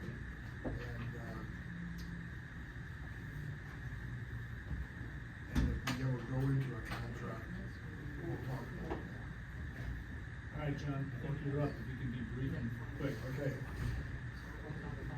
John's got important stuff. We've got a contractor that's gonna be putting in, 2 guarded, crosswalk lights, one down at CT Young, and then one out here by, State Park, so you see a contractor, all of a sudden the signs and lights are start going up. And then, safety committee did ask for radar signs. They did come in, I just gotta get a finalized location where they're gonna be. It has it written on top, it says your speed, it gives your speed, and if you're speeding over that, it would say slow down. And, so, those will be going up wherever we decide to go, so. Mr. Burkholz asked me to, get some road projects together and get some estimates. I picked 2 roads. One was Edgefield, and the other one was Lower River Road. Edgefield is not a road that we can ask for a grant for. Lower River Road is a road we can ask for a grant for. And from OPWC, which is the Ohio Public Works Commission, I got 2 estimates in here for Lower River Road. One is with Kevin's sidewalk that he asked to have put in the project, and the other one is the one without the sidewalk. As you can see with the price, it almost doubled, putting in that sidewalk from Carter to the park, so I feel that we should, just drop the sidewalk for this time, this grant, if we apply for this grant. Well, do you know how much the grant would cover? I mean, it might be double, but depending on the grant we get and what our seed money would be, it might be worth it. There are multiple ways that this road can be funded. There's, OPWC and a small government fund. Either one of those, they're not gonna give you much points. They might give you some safety points. There's like 20 different, values that they rate a road on. The Hampton County support staff goes out and rates these projects when they're turned in, and then they give them a point value, and you might get a little bit more safety value out of it, but it's gonna cost the village more money as part of this grant. Our seed money may go up. Correct. Okay. So, your last page is Hampton County the engineer has given us, $87,500 towards, it says Miami View Road, in Cleves, it's Lower River Road. So if we do this project, we have $87,500 towards that project. To break this out, I would rather the council, to invite Jennifer Batter from JMA here. She can explain it better. I know how to explain it, but I don't think I could explain it in your terms where you would understand what I'm talking about. I would say if you want to continue to submit this as a OPWC project or small government project, that, we invite her to July's meeting, and she can, give you the breakdowns of what these, what it would cost the village, and how far out. You can spread those payments out at 0% for 20 years or 30 years, or, you know, or you get a higher funded project from small government projects too. And that would just be for the difference, what the grant didn't cover. Correct, that's correct, yes. Yeah. But Edgefield, we wouldn't qualify for a grant. It would So not, that project we would would have, be that straight would from totally us. straight from us, because, And it could be a loan passed out over 20 years if we wanted. correct, Possibly. yes, correct, yes, Because isn't that the life of the street considered 20 yeah, years? 25 years, yes. 25. okay. 25 years, yeah. Yeah, and, yeah, Edgefield, we get lots of complaints on it.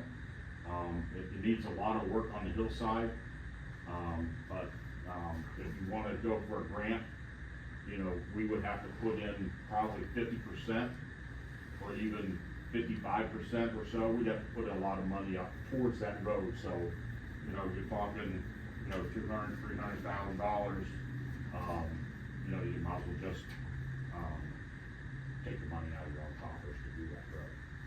So, If it wouldn't qualify for a grant, we have no other choice. correct, right, yeah.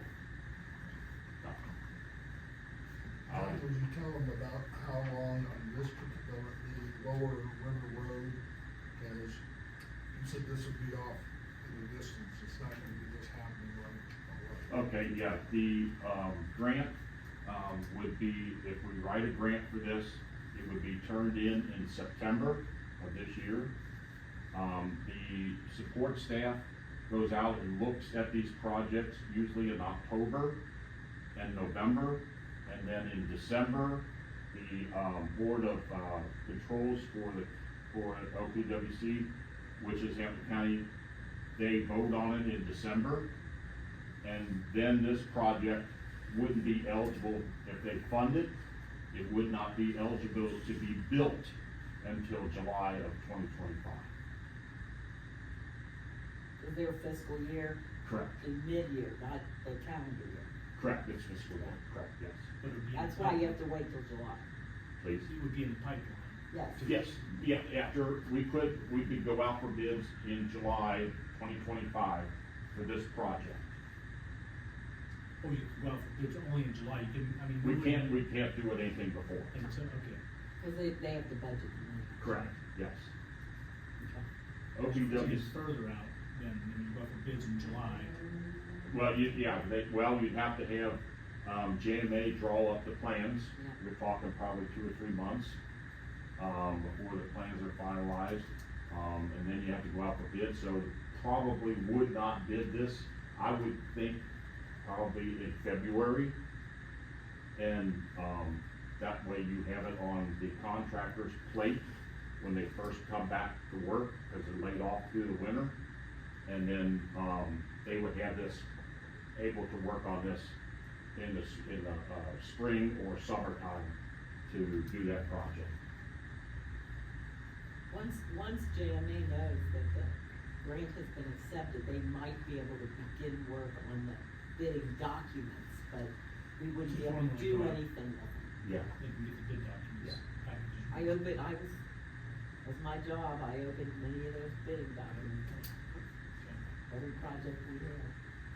Do we need to vote on this? or- No, Just no. information. Now, this is informational. Yes, so- You do have an issue though on a repair, I think you wanted to talk about too, on the Kubota. Oh, yes, the Kubota, I got a, estimate, it's a, side-by-side that we use quite regularly. It was $2,800 to repair that piece of equipment. You know, it's something that has to be done, or we have to, the piece of equipment, it keeps on overheating. And whenever we use equipment, so in order to do that, we have to spend this kind of money to repair the side-by-side for $2,800. This is what I know as a Gator, correct? It's not a It's Gator. an all-purpose Correct, vehicle. yes, it's an RTV, Right, it's nicer than a Gator. correct, yes, But it functions a lot at the parks as well as other yes. purposes. Yeah, we go out and pick trash out on 50. with Water it. plants when Yeah. we used to do that. Yeah. I got it. What would the cost of a new one be? Oh, you're, $15,000 to $20,000. And what year's the Kubota? Boda, that, I have no idea. I'm guessing it's probably 20 years old, 15 years old. Well, that cost is a decision that most likely a village administrator would have the authority to do without coming to us for.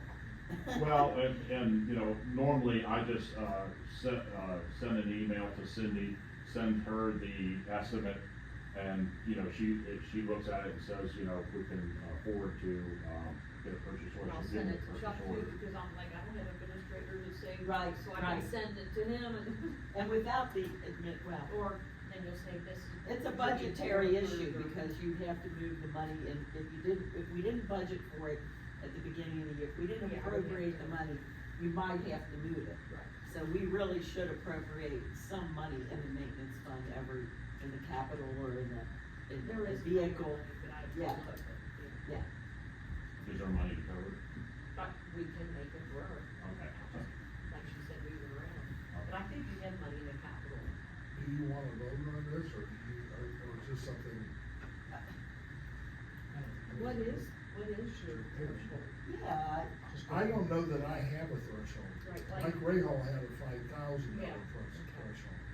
So I mean, yeah, so, yes, supposedly. Oh. as The far as job I'm des- concerned. The job description is not a binding. Yeah. In the I days digress. when our budget was so tight that we finished the year with $60,000, a $3,000 unexpected expense could make a difference. But I think this year, I mean, if you want us to formally approve it, I'm good with that. But what does the mayor feel comfortable with? It's gotta be repaired, there's no question about it, so, you know, there's certain things that, you know, you can sort of put off, and there's other things you can't. I don't think this is one you can put off. If the fiscal officer felt like this was something that was beyond our means, she would tell us, so I'm It saying needs to go be ahead and do it. emergency, right. We only meet once a month, it's not something that can wait another month. How's There you the, go.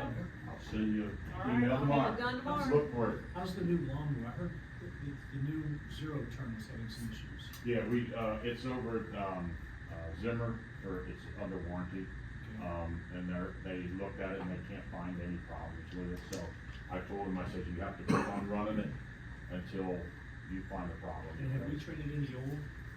No, I'm holding on to it because we had these issues. Okay. When I was getting ready to put this out for bids to sell it, we started having these issues, so I held on to the old one just for this. Just for reason. this, okay. Yeah, so you had asked that question, I went and asked him about that, he told me that, that's when I first figured out there was problems with it.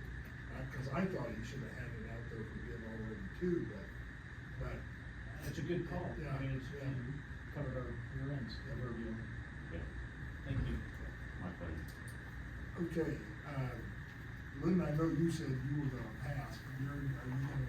I'll be real brief, I said it earlier, we met with Rowan County, zoning, they're gonna start in September to do the gap analysis, it'll take roughly 4 months, we'll review it, and then once we all approve it, we can codify those zoning ordinances. Sounds good. Kevin? Based on the email that I have drafted to all of you, I could apparently talk for hours, but, our parks meeting was a bit chaotic. Totally my fault. Outcome of that meeting, let's see if I can find it. The main thing is I believe we came to consensus that it would be nice to defer to TRCAA's judgment to put dirt in a mound and try it out their way on a limited basis on 2 of the fields. You were there, you were not there. So the idea is that if you just dump it now, it'll gradually wear down, it'll create a gradient, it'll solve some of our problems for engineering these things. The dirt has to go on there anyway. The arguments against it are erosion, and it being pointless, and there's no, or pointless to do it now, I guess, or ineffective, basically. And Because baseball's basically almost over with that. well, it's not gonna be an improvement for this year, and in fact, and I also conceded in that meeting that I was wrong, baseball will continue on a competitive level until the end of June. I believe I was arguing with you about that, but the others indeed So have you shut down. admitted you were wrong? I'm humble. I write that down in the minutes. Be my guest. I'm sorry. Anyway, Get nobody was slapped. thrilled about spending a ton of money on this. I was trying to remember what the actual guesstimates were for a truckload. I thought it was somewhere around 1,500, 2,000 per truckload, but I can't remember. It was 2250 a ton for 20 tons. 20, and 20 tons is a truck? Yes. 2250, no, what? 2250 a ton times 20 ton. Okay, so And on 500, each 500 a truck. Correct. That's actually what I was trying to persuade people of. If we work it out, that's the recommendation of the committee, that like, it might have been cajoling on my part, but I did actually have a moment, and I stopped and said, do we agree this is how we move forward? And they said, yes, on 2 would be fine. If they're still milling it, please look into procuring it. If, Andy Messer says they're not using particular fuel, because I don't know which one they're still using. That was one recommendation from our meeting. We talked about other subjects, but, I will send you info. The other thing that was probably worth discussing, because it's a matter of urgency, it's a matter of a non-insignificant amount of money. We have a grant that was intended to give us a flashy sign that we are trying to repurpose. We have already received $25,000 for this, and I believe it has been relocated to the Parks Fund, or that is the intention to do so, because the valid uses of these funds very closely align with Parks funds, and moreover, they need to be planned for extremely quickly and spent by December 31st. So we owe information back to Hamilton County by 2 weeks Friday, I think, or a week Friday, about a general update on what our plans are. That can be a little bit more of a sketch. But by July 15th, we need actual bulleted numbers accounting for it being spent, timelines established, and so forth. I have full text I can send to you. In meeting with the mayor and representative from Hamilton County and myself, we went through the different options that were available to us. We went through the community's priorities on the shelter. Can we really goose that grant to cover the additional costs that we might incur from building the shelter? We looked at what was the third option that never got the light of day? We looked- Handicap swings? Oh yeah, so additional equipment, and again, another community priority, and then the water fountains idea, which has the virtues of being my pet project. Realistically, it's something that we can move quick on. Hamilton County wanted it to be basically the ladder two, something that could be visibly identified for their funding mechanism. There were too many unknowns about cooperating with CDBG. We don't know when those funds show up and so forth. That rejected the shelter. We didn't spend too much time on the playground installation because I believe it was because we just expected that the cost would far outrun the funds available from the grants, so we ended up on the water fountains. There have been subsequent meetings within Cleves between John, the mayor, and Eric about the plausibility of this. We think that the 5 selected installation sites for water fountains in the park are reasonable, that the concerns about the dry basins and which are necessary but will fill with silt on each flood. Water sanitation and floating debris are addressable and addressable within budget. The materials can plausibly be procured quite quickly. Waterworks can help legally on installation, and it could all be wrapped up by soccer season. So that's the direction that took. Funds will leave Cleves if this all works out after our updates with them and Eric comes through and Chevron comes through and so forth. So it's a lot of updates. There was some decisions made, I don't know about unilaterally, but certainly without committees. So I think we owe you all those. I think you can still object, but I think the earnest thing to say following that would be, well, you better have another plan, because they're just gonna take their $25,000 back if we don't spend it in these parameters. And there wasn't a lot of involvement when they decided to go to signs, and they were gonna do some type of commute. We would actually had to hire people, okay, to do some of the things that was in the original grant out in the community. There was no work put into this. From January until I got involved in April, and I'm saying, oh my God, we gotta get this thing done. So I called them, and they were really helpful. I mean, they want to make sure Cleves gets the money. They really don't want it back, okay? They would like us to be able to use it. And, you know, to me, when you're depending on a sign to be installed in a location we don't even know the ODOT will even approve, that didn't make a whole lot of sense to me. I mean, we could have gone that route, but I think we'd have wasted a long time, and I'm not sure we only got 6 months left to do this. Based on what I heard, this, depending on how the bid comes back, and I think, John, he said they would probably know what the final cost if we did all of them Yeah. by Friday. Yeah. And so, you know, hopefully we're gonna know that, and if you really think about it out there in that park, they need water source out there, there's no question about it. My greater concern was the sanitation. Eric said that he would be able to test that water, he would disinfect it if we had floods. There's a shut-off valve to make sure there's gonna be no damage there, there's gonna be structures built to prevent the debris from damaging them.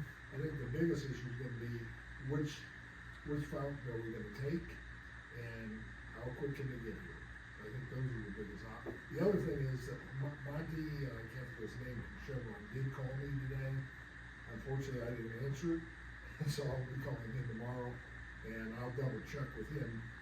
Eric felt there would be no issue with what we're trying to do, and he said he's done similar work before, and Chevron did not oppose that. So I just want to double check with him, and I will call him tomorrow. I would like a couple of those fountains to include pet Yeah, bowls They do. at the bottom, does. at least a couple of them, if not all of them. It does. It's even in the documentation. There you go. All right. Yeah, it does. Anything else, Kevin, you want to bring up? I don't think people want to hear any more from me. Well, I am gonna make a Oh. comment on baseball fields, because John was out there today, working on those fields, and, I do need to, I'm sorry, go ahead. yeah, but before we start putting money into that, I talked to John about teaching me how to do the drag in that, and I'm gonna try to get over there and work on moving ground into those low spots, because that's the problem. And I will say it here publicly, I've seen it myself, John and I have talked about it. TRCAA, great organization, no question about it. But they are so passionate about getting water off the fields, that when they drag it, they are actually making those holes worse. And I would not have expected that until I went out there with just a broom squeegee. I was gonna try to move a little water out of the hole, and there was mud coming everywhere, and they're dragging that very quickly, and they do get it dry. But at the same time, they're making those holes deep. So, And then we also talked about when they're dragging it and it's really dry, if you haven't been out there when that happens, I have. My wife and I were driving through, we thought there was a fire out there, you couldn't see any much dust, there was that much dust. And that's an erosion issue, and, so, I think the long-term plan, if we can get these fields somewhat to where those low, we can identify those low spots and watch what rain we get in the fall, we should see pretty well, cause every time it rains, we have lakes. That's what you have out there, we have lakes. And so hopefully we'll get, once we start working on this, more so in July probably. You know, it's sort of dry in July, it's dry in August, but September we start getting some rain. And, so we may be able to really target where we put that dirt we're talking about. Hopefully that will, and John talked to me about the whole erosion piece as far as the floods, if the ground's too soft, you don't want it too soft. So we're gonna be working on that together. Well, our fund balance at the park at the last finance meeting was $500. Right. So where is Still this there. dirt money gonna come from then? The general fund? Well, Yes. didn't we put an extra $10,000 in that fund, I mean, in the park at the beginning of the year? It's gone, I mean, they've been using a lot of dirt at the beginning of the year, and, Yeah, but we didn't buy that much dirt. there's been a lot of temperature. I'd have to look at that, but. Yeah, Some of it might be salary, cutting grass. I mean, are you writing any of that Yeah, salary yeah, off? just out of the Daniel, park fund? what Daniel Well, put. Danny in. had made $10,000. Yeah. So I think we need to There's take, been- we need to take a closer look at that.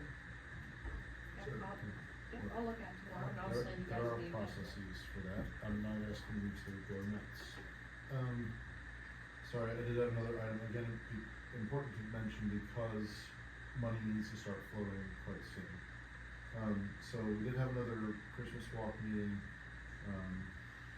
was well attended, that's great, I think we made a lot of progress. But one of the things is we need to start booking our different acts, including the carriage and, Elvis, the real one. And, you know, that'll be some thousands of dollars, they kinda need to be booked in the next, we were kind of being threatened last week all day. The Hamilton County did get back to us, the last day or so I think that money is basically on the way. So I don't think there's any reservations remaining, unless, if you look at the, you signed it, we're ready to go. Well, I sent you back, as long as we have all the insurances and stuff, and you. Yeah, so we got a couple of I's to dot, but. But yes, I mean, it's boilerplate, it's pretty So I common. don't think we have any reservations, we probably need to make administrative moves to book those acts, because that's what we said we'd spend the money on. So just so you know, the next thousands coming out of general fund that are actually parks, or events. We have park budget lines in the general fund, right, yes. You can also advance the amount of the grant to the park fund if you wanna keep the budget clean. We did that in the past too. You can advance money from the general fund and that money can be paid back. Right, so we're getting, the village is getting A grant. for that. It's a reimbursement mechanism. Yeah. 8,200, I think.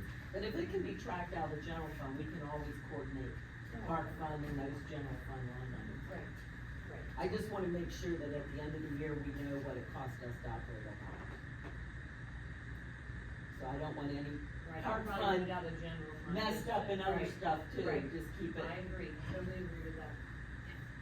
All right, this is gonna be, I wanna read this for the public here for a second, because I'm gonna be asking for a motion to enter into an executive session. We may very well come back out and take some action afterwards, depending on what we talk about.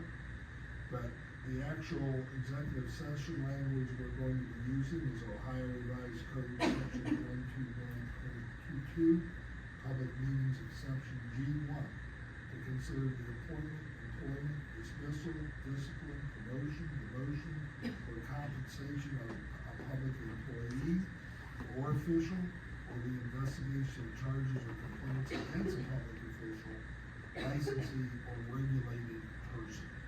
Do I have a motion to go into executive session? I'll make that motion. Motion by Mrs. Bolton, do I have a second? Second by Ms. Jennings. Any further discussion? Mr. Burns? Yes. Mr. Walters? Yes.